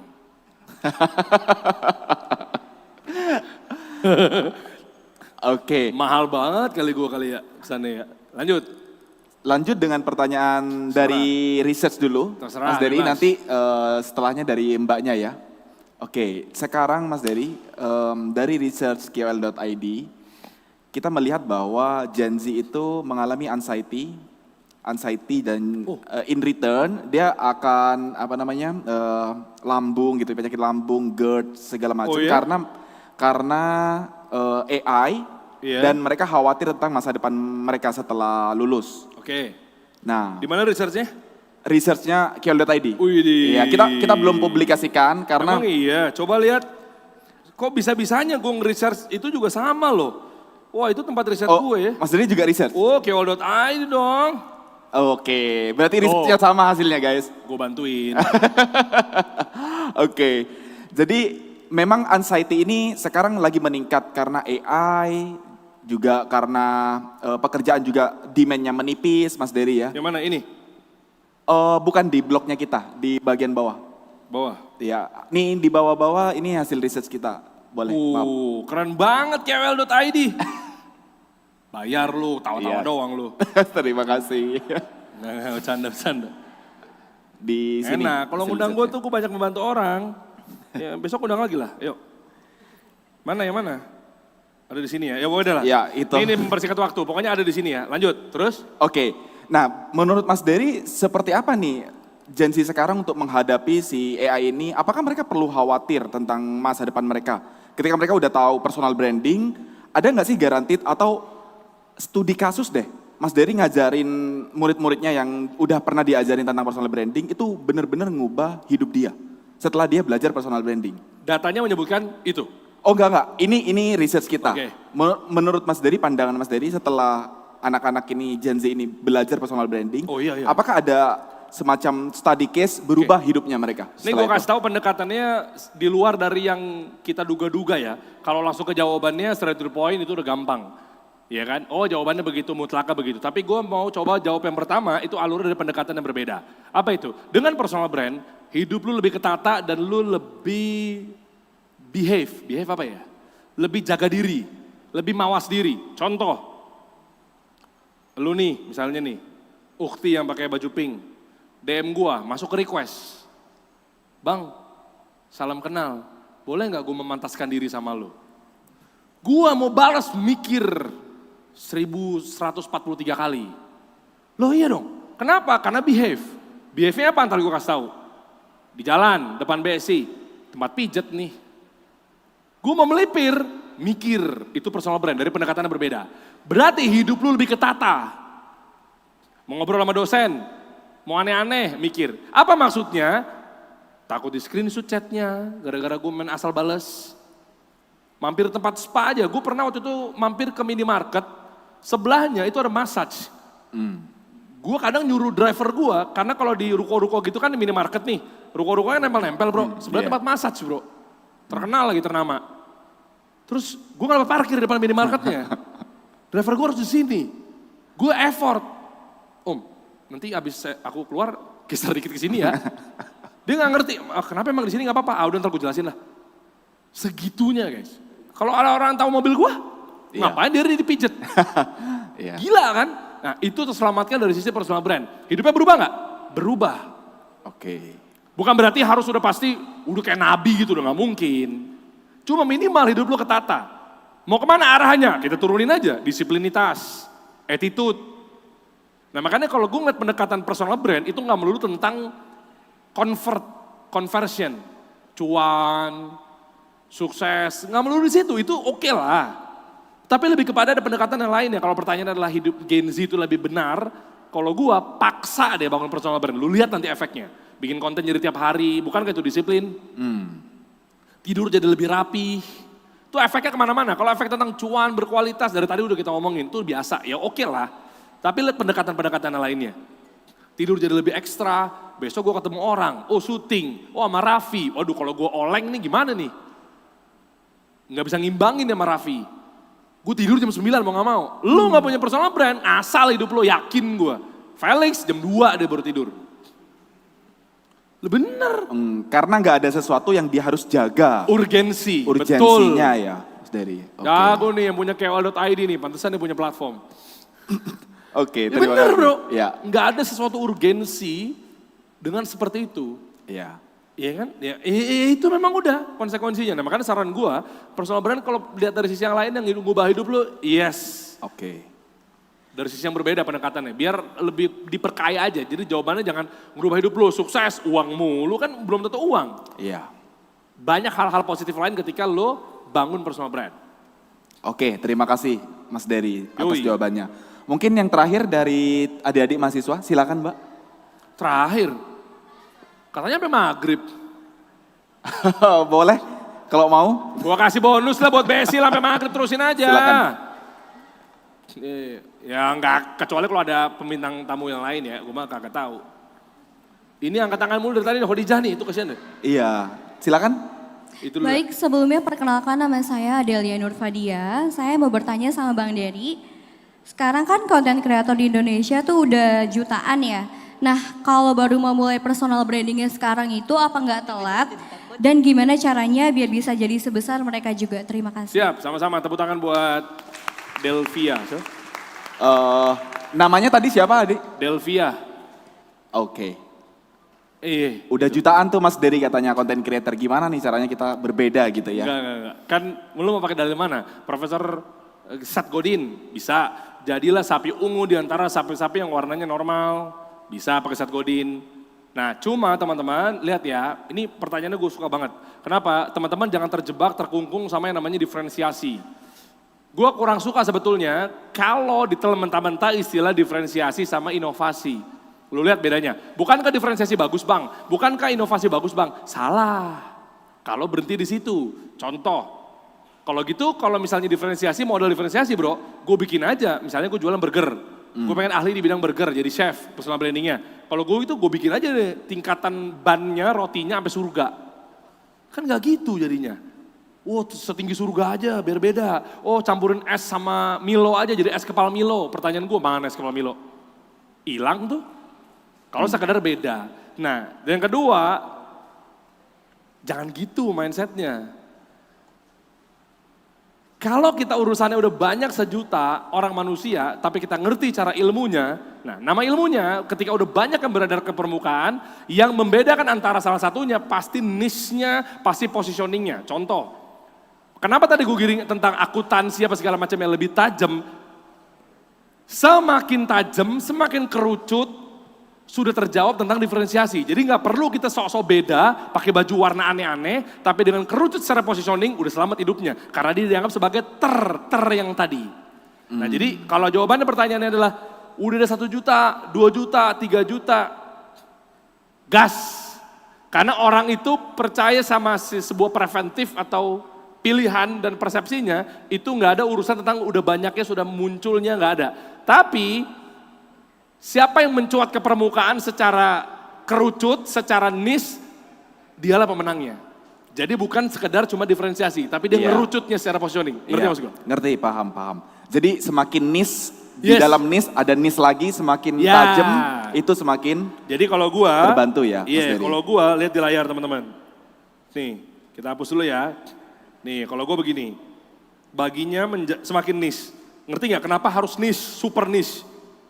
Karena semakin tajam. Kalau gua anggaplah begini, ini namanya industri, ini namanya kategori, ini namanya produk. Industrinya olahraga, nggak bisa nih. Nah, yang di luar sana udah jutaan, belum tentu dia paham ini. Makanya lu ambil, ini nggak bisa. Jadi semakin kerucut, semakin tajam. Ini level pertama. Kategorinya apa olahraga? Kan banyak-banyak. Paddle, tenis, dan seterusnya. Nah lu pilih satu, tenis misalnya. Kategorinya produknya lebih kerucut lagi. Sepatunya, bajunya, raketnya, nah ini makin kerucut. Makanya kenapa gue dikasih solusi, gue ambilnya industrinya ngomongin bisnis. Kategorinya pilih UMKM, UKM, konglomerat bisnis. Nah, gue pilih UMKM. Kerucut lagi, UMKM ada 2. Konvensional, syariah. Gue pilih yang syariah, ini baru. Oke. Setajam itu. Iya. Ini mau isinya di luar sana, kamu apa? Mau bangun personal brand di sisi apa? Sini, saya bantuin. Skincare ya? Oh, kok tahu? bener. Ngelihat dari penampilannya aja. Asik, aja. Nggak bisa ngeliatnya mending-mending ya. Skincare ya berarti ya? Oke, skincare Mas Dery. Siapa ya? Oh lampu. Dari beauty berarti ya? Terang banget soalnya, gue pikir mukanya dia tadi. Sorry. Industri. Industrinya? Ini yang membedakan nih. Skin care. Kategori. Nah ini yang jutaan luaran sana, gue yakin ini gak ada yang belum sengerti ini caranya. Jadi gak usah khawatir. Kategorinya ada banyak. Muka, badan, ini kan ada hair wash. Iya betul. Face wash, muka. Body care ya? Mouth. Ya, mouthwash. Body. Ya. Food. Area kewanitaan. Oh iya betul. Apa bahasanya ya? Eh, Vitalitas. oh aku nggak tahu Sensitif. area dalam. Anggaplah sensitif lah. Iya, Nah, ini sensitif. pilih salah satu. Oke. Baru kita ngomongin tentang produknya. Oke. Jadi nggak bisa mau jutaan luaran sana, kenapa ngerucut? Biar jadi terganteng, tercantik, terbodoh, termalas, terkiller. Muncul ke permukaan, 1 juta tapi dia ngawang akan kalah sama yang kerucut. Nanti muncul lagi bro, pertanyaannya biasanya. Nih sebelum gue diserang, gue nyerangin diri gue sendiri. Kalau gitu omsetnya sedikit dong, salah. Kan ada yang ngomong gitu kan? Iya. Oh kalau niche, kalau ngerucut berarti omsetnya sedikit dong. Salah, bukan gitu cara mainnya. Mindsetnya begini. Pertanyaan gue, kamu kalau mau kopi beli di mana? Kamu kalau mau beli kopi, kemana? Hah? Mau beli nasi goreng kemana? Tuh, lihat. Beli kopi ke coffee shop, beli nasi goreng ke tukang nasi goreng. Kenapa lu nggak ngomong ke mall? Karena manusia itu ingin melakukan sesuatu, dia cari yang paling spesifik. Jadi kayak tadi akuntan, lu lagi butuh akuntan, berarti akan dipilih orang-orang yang bukan industrinya finance. Tapi yang dipilih adalah akuntan. Industrinya finance, betul? Betul, akuntan tadi, finance. Banking, finance, whatever. Kerucutin lagi, akuntansi, apalagi coba? Akun receivable, akun payable. Oh gitu iya, investment mungkin di situ. Ya. Mungkin cryptocurrency, Ya. dan seterusnya. Banking, kerucutin lagi akuntansi yang mana. Iya. Layaknya tadi saya tanya kepada kamu kalau beli nasi goreng kemana? Kenapa nggak nyebut ke mall? Logikanya, meskipun taruhan nggak boleh. Tapi kalau kita ke mall terdekat pasti ada yang jual nasi goreng nggak?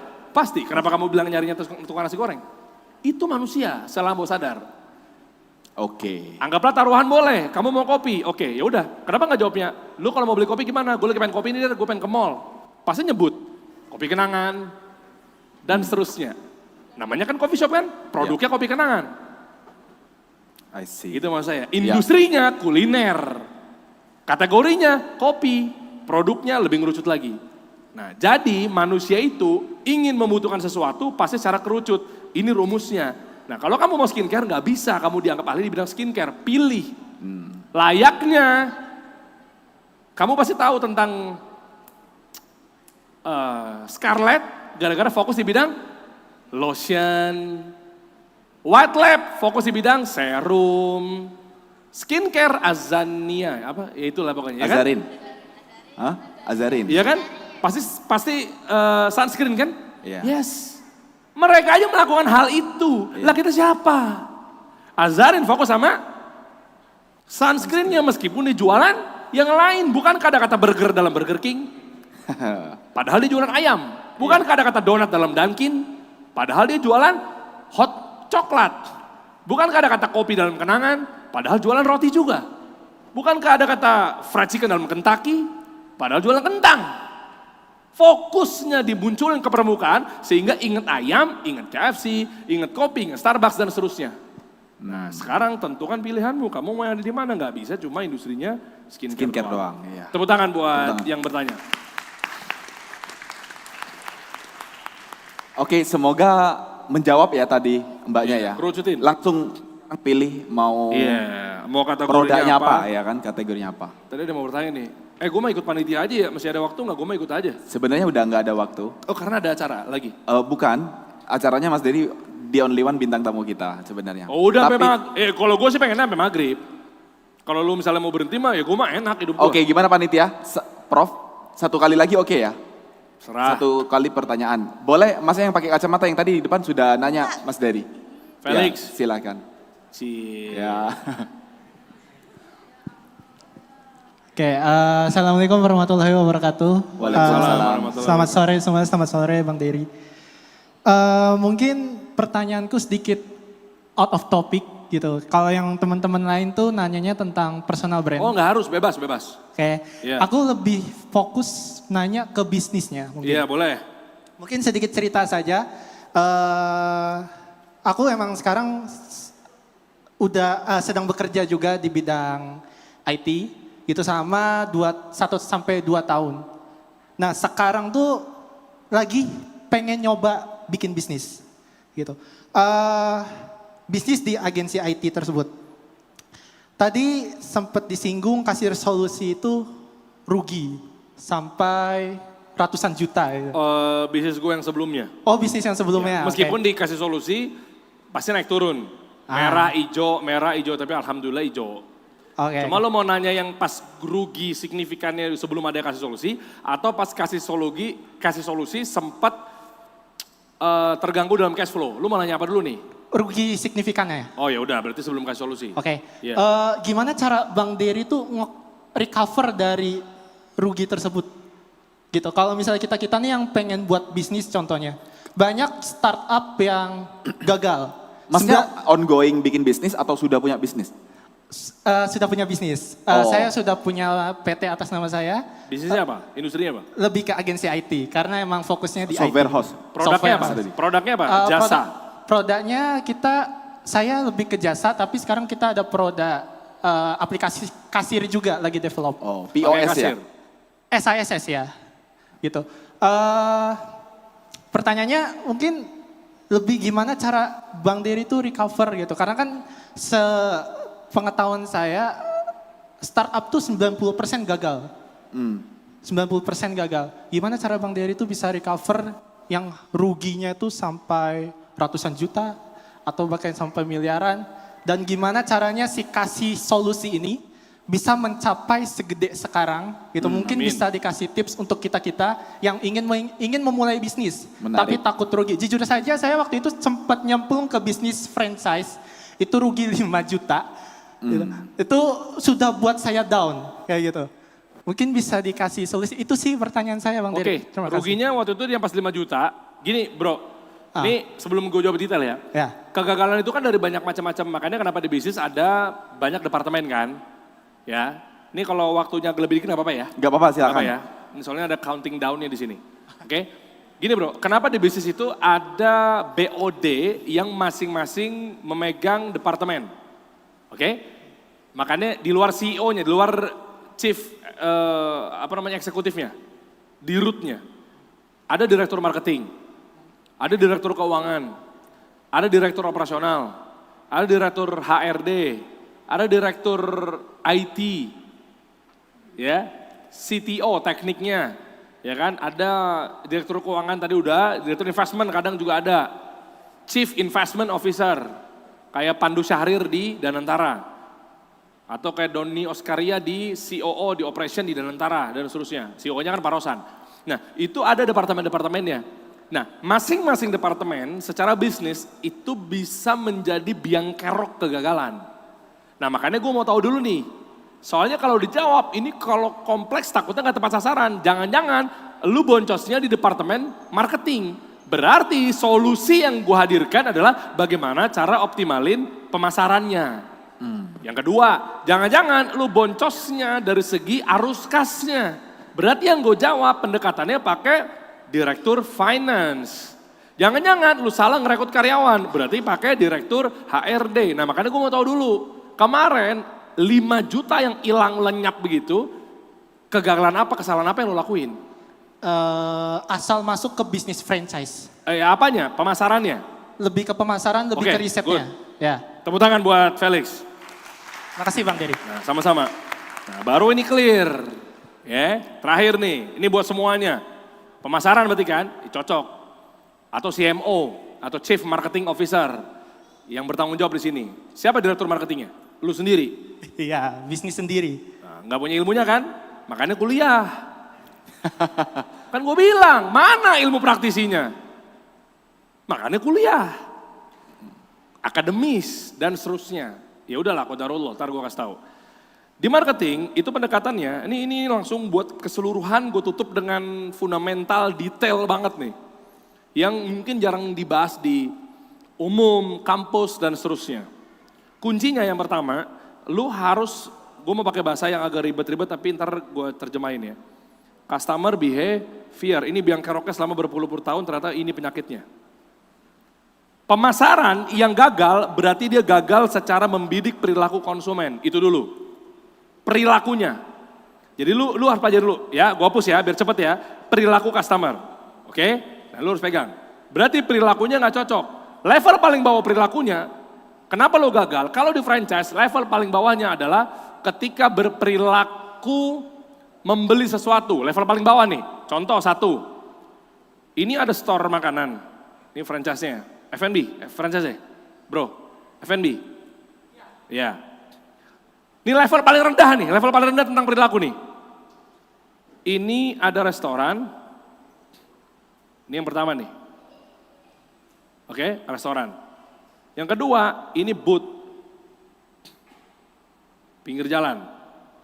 Oke, ini namanya Rocket Chicken. Contoh doang ya, disclaimer ya.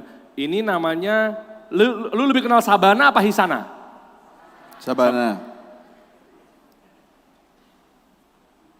Ada Rocket Chicken atau KFC kegedean lah. Rocket Chicken duduk di tempat. Sabana take away. Dua hal ini, kalau lu nggak ngerti cara mainnya, lu bangkrut. Makanya butuh namanya customer behavior. Ini kunci kalau pendekatan di marketing. Customer behaviornya, perilaku konsumen, kalau yang ke sebelah kiri, perilakunya punya banyak waktu. Makanya dia makan di tempat. Yang sebelah kanan nggak punya banyak waktu. Makanya dia take away. Ini aja lu harus ngerti. Nggak bisa asal franchise. Contoh, kalau lu bangun di kawasan padat penduduk, lu pakai pendekatan yang ke kiri, yang sifatnya tuh orang naik motor, potong jalan, nggak mau ribet, padat di belakang-belakang sini nih mungkin banyak. Ngapain lu dine in? Franchise-nya ngapain lu kasih bangku franchise-nya? Beli, cabut. Kenapa? Karena perilakunya orang datang nggak pengen nongkrong di situ. Orang rumah gue depan sini, mending gue nongkrong di teras gue. Ini banyak yang nggak tahu nih tentang pendekatan pemasarannya. Nah, ini level paling rendah Felix. Ntar gue kasih tau level paling tingginya.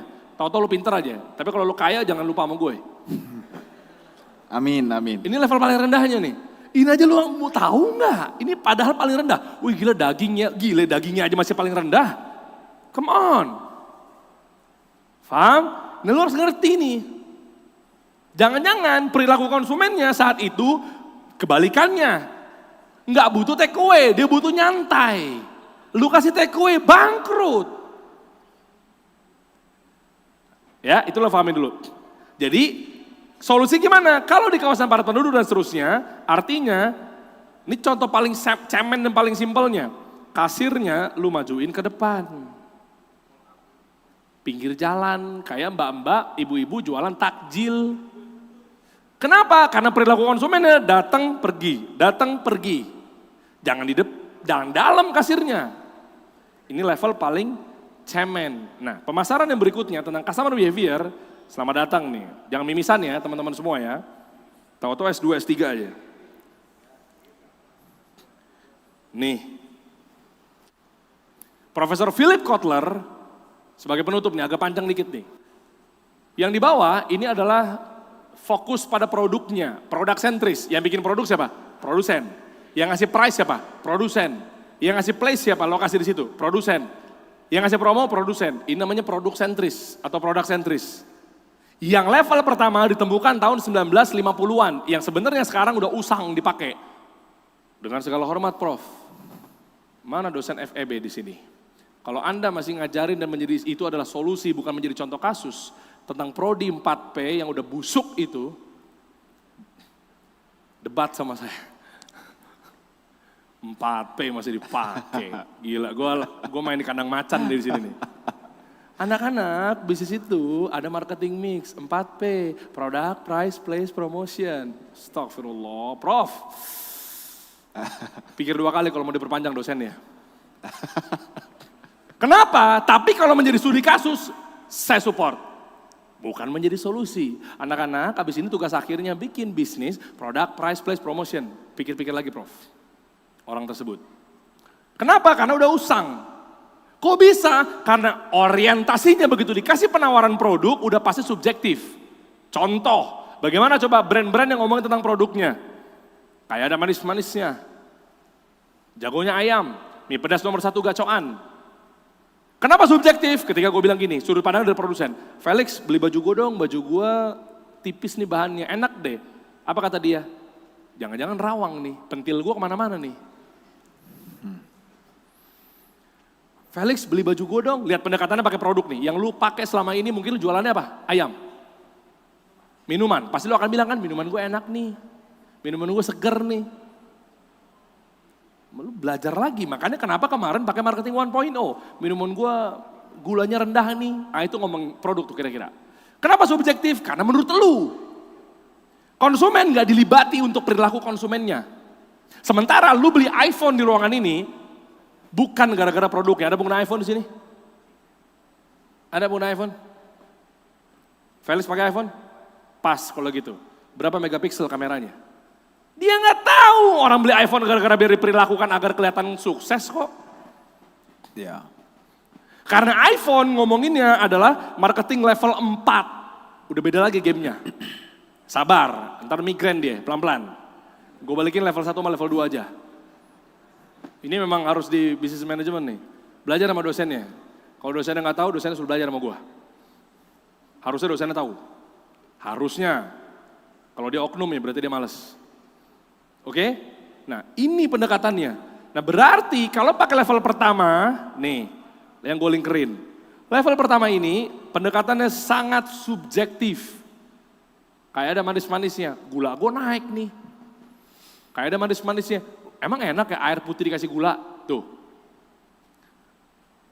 Coklatnya tebel nih, manis dong, gigi gue bolong dong, tuh. Emang ada sisi yang lainnya nggak ngomong tentang produknya yang gue linkerin. Levelnya udah naik ke atas.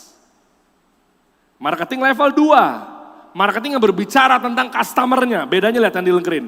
Lihat ada 2 yang gue lingkerin. Ini versus. Berarti produk versus customer. Lah emang beda? Beda. Yang satu ngomonginnya sampo ini buat ngilangin ketombe pakai lidah buaya. Berarti yang dibahas adalah lidah buaya produknya. Yang kedua, sampo ini kalau lu ngilangin ketombe berarti lu bisa bikin percaya diri pakai hitam. Siapa takut?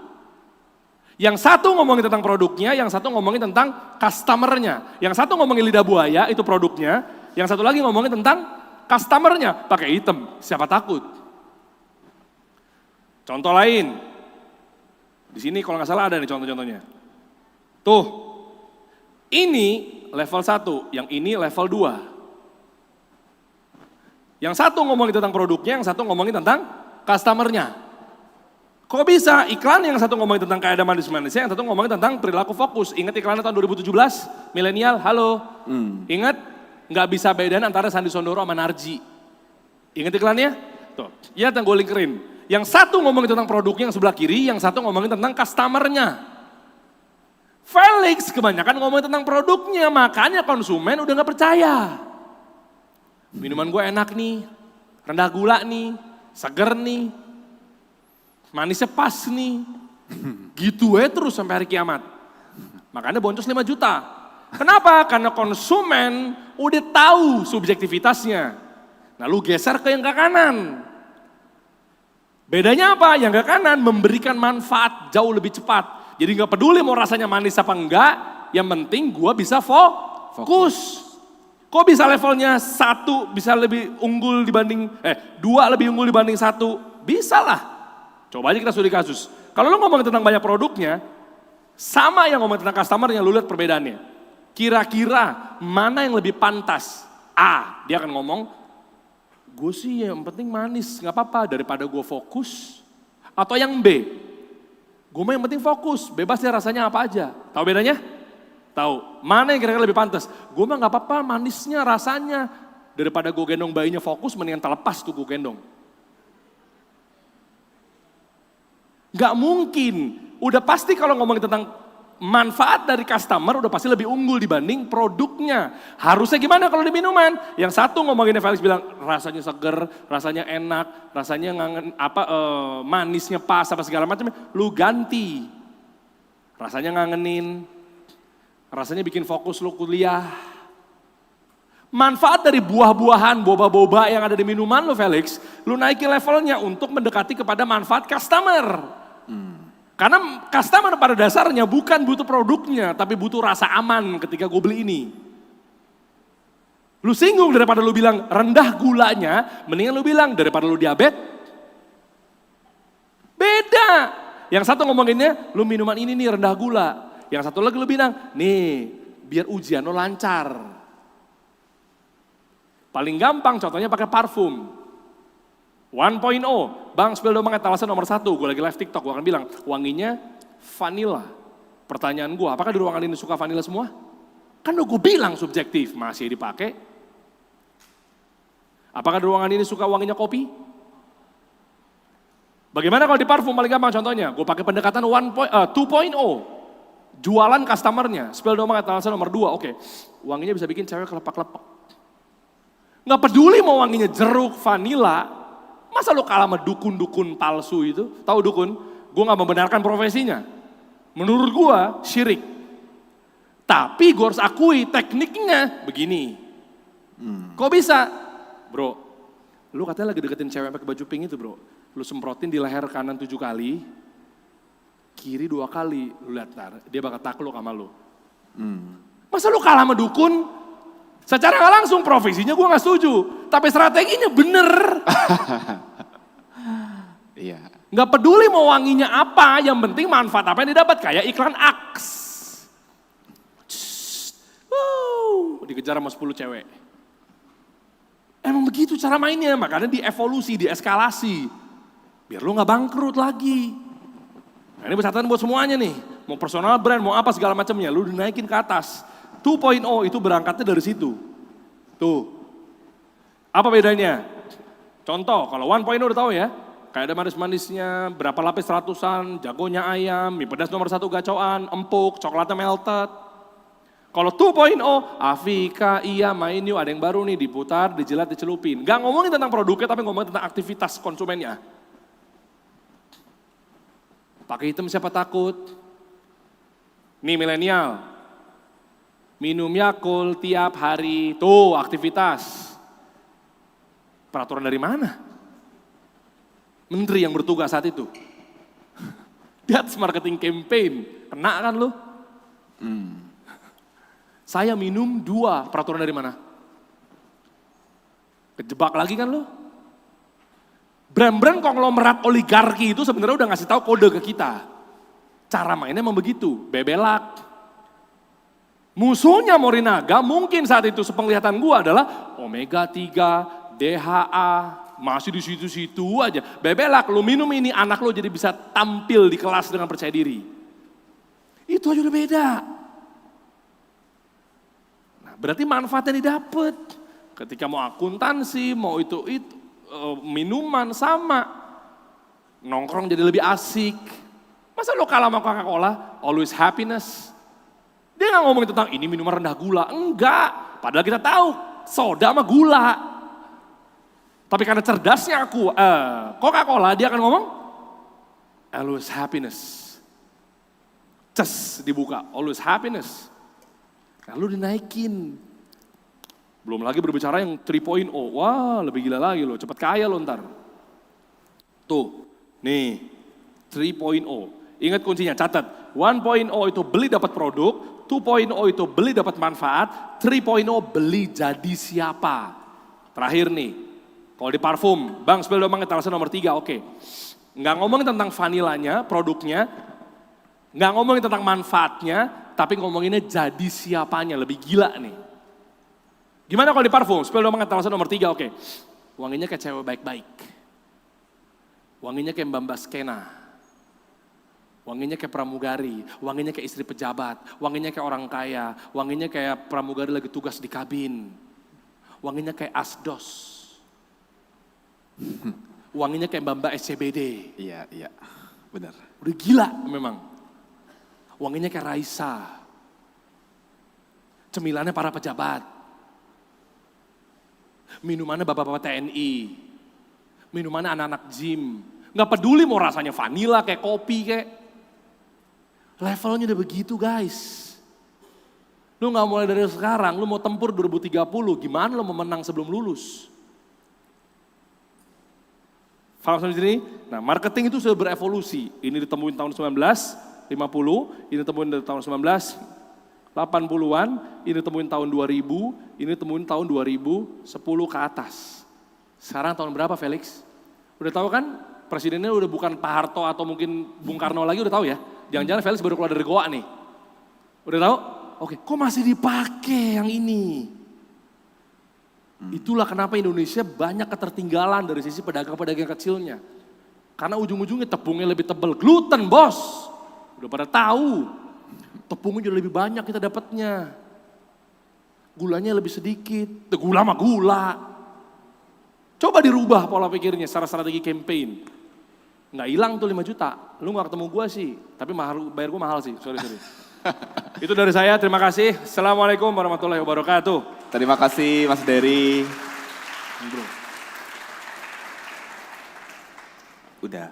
Oh terserah gue mah, lu mau udah juga gak apa-apa. Oke, udah dari panitia, dari jadwal sudah, waktu sudah habis, Siap. Mas Dery. Oke. saya ucapkan terima kasih. Namun sebelum itu teman-teman semua, acara sukses sebelum menang sebelum lulus ini akan diadakan setiap bulannya Mas Dery. Wih. Kita butuh bantuan dari Mas Dery kira-kira nih ya untuk melanjutkan tongkat estafet dari speaker yang akan hadir di acara kita berikutnya. Menurut Mas Dery yang paling relevan dan cocok untuk mahasiswa dan juga Gen Z, kira-kira siapa Mas Dery? Oke, buat mahasiswa dan Gen Z, saran gua, lu coba belajar sama orang yang benar-benar langsung praktikal dan ngerti cara how to-nya. Bukan entar di tahap yang namanya wisdom, motivasi, karena kalian butuh ilmu fundamental, ilmu dasar, ilmu ngerti, implementatif, praktikal, rumus-rumusnya dan lain sebagainya. Gua kasih minimal, gua bilang 1 apa 2, ntar lu tinggal pilih ya. Oke. Kalau di gua, tanpa mau ngerasa hormat buat yang lainnya, yang tentunya gue tahu karena dia udah pernah undang di podcast Kasih Solusi juga, tapi karena kebutuhan untuk Gen Z dan anak-anak mahasiswa, biar gimana caranya berperang, berjuang di dunia konten, lu ngerti cara bikin konten viral, lu ngerti cara jualan di sosial media, ada 2 orang. Siapa Mas Dery? Ogut Muda Cuma Sekali dan Samuel Chris. Oke, tepuk tangan buat Mas Dery. Nanti kita akan Lu lihat. pertimbangkan dua Dua narasumber itu. Iya, karena dua-duanya ngerti di bidang konten, teknikal, bukan berarti yang lainnya nggak bagus ya. Iya. Beda-beda, kalau di Samuel Chris dia keunggulannya gimana cara bikin konten hook, jadi langsung dapat atensi. Ogut dengan strukturnya convert to sales, jualan, afiliator dan seterusnya. Lo tinggal pilih aja, lo pertimbangkan aja dari 2 itu. Salam dari gue buat mereka berdua ya. Siap, terima Siap. kasih banyak Mas Dery. Alright. Saya persilakan.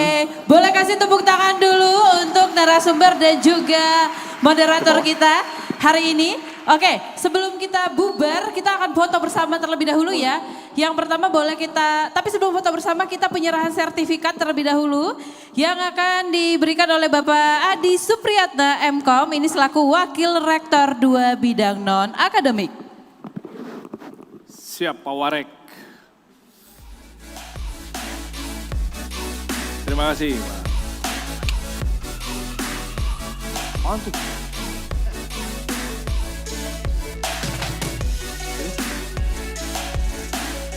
Sini, oh. Prof Adi. Panggilannya siapa? Ini tepuk tangan dong buat Prof Adi. Udah Prof loh. Doktor. Keren. Oke, terima kasih kepada Pak Keren. Adi. Boleh di sini saja mungkin kita dapat berfoto bersama. Untuk sertifikat mungkin boleh dipegangkan terlebih dahulu. Kita berfoto membelakangi teman-teman ya, biar semuanya boleh ikut. Mungkin lampunya boleh dihidupkan ya. Oke, jadi fotografer boleh dari sini. Atau kita mau dari bawah saja? Dari bawah aja boleh, dari bawah. Boleh kita undang untuk ke bawah, biar dari bawah aja.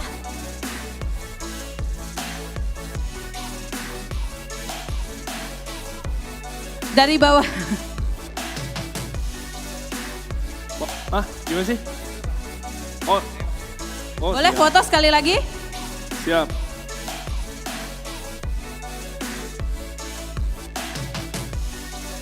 Keren, masih pakai ini ya, kayak Agnes Mo gue. Oke, untuk teman-teman biar semuanya kelihatan di kamera, boleh kita semuanya boleh berkumpul di sini kali ya. Boleh? Nggak apa-apa Mas, kita berarti dari atas saja biar mereka yang maju ke tengah. Maju, oke. Iya, biar semuanya kelihatan. Bagus nih. Iya kan? Keren nih inisiatifnya. MC-nya pasti kamu penyiar radio pasti kamu. Jangan sampai ada satupun yang tidak in frame. Kapan lagi kita bisa berfoto bersama Mas Dery ya? Halo, guys. Boleh? Nah, berikan senyum terbaik dari teman-teman UBSI. Mantap. Alright, let's go. Ayo. Oke. Semua Gitu ya? kelihatan ya? Gini, enggak? Ya, boleh. Boleh Agak gini aja sedikit. kali ya. Ayo guys. Felix nyolek-nyolek. Oh enggak. Kirain Felix. Jangan gitu, ini ada CCTV loh. Enggak. Oke, sudah kelihatan semuanya? Oke, kita hitung ya. 3, Ada logonya enggak? 2. Basic. Nanti kalau yang tuh logo di video Mas, tenang. Oh, iya. Ini kita foto dulu. 3, 2, 1. Sekali lagi. 1, 2, 3.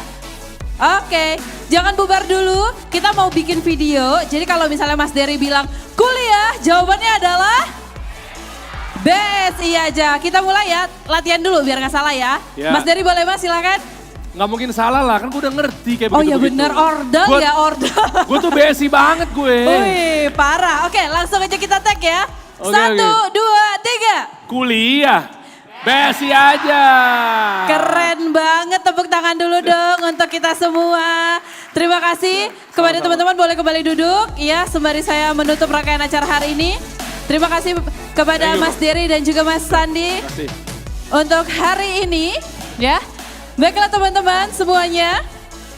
Terima kasih untuk seluruh para tamu undangan yang sudah berkumpul hari ini dalam rangkaian acara Seminar BSI Digination Personal Branding bukan cuma Halo, buat guys. konten kreator. Semoga semua teman-teman di sini bisa Halo, mendapatkan Sobat Aziza. manfaat dari seluruh materi yang diberikan oleh narasumber kita dari Dery Kasih Solusi. Bisa diimplementasikan sehingga kita semuanya bisa menang sebelum lulus. Kalau begitu, saya Widya Tarmizi pamit. Sampai ketemu di rangkaian acara lainnya. Assalamualaikum warahmatullahi wabarakatuh.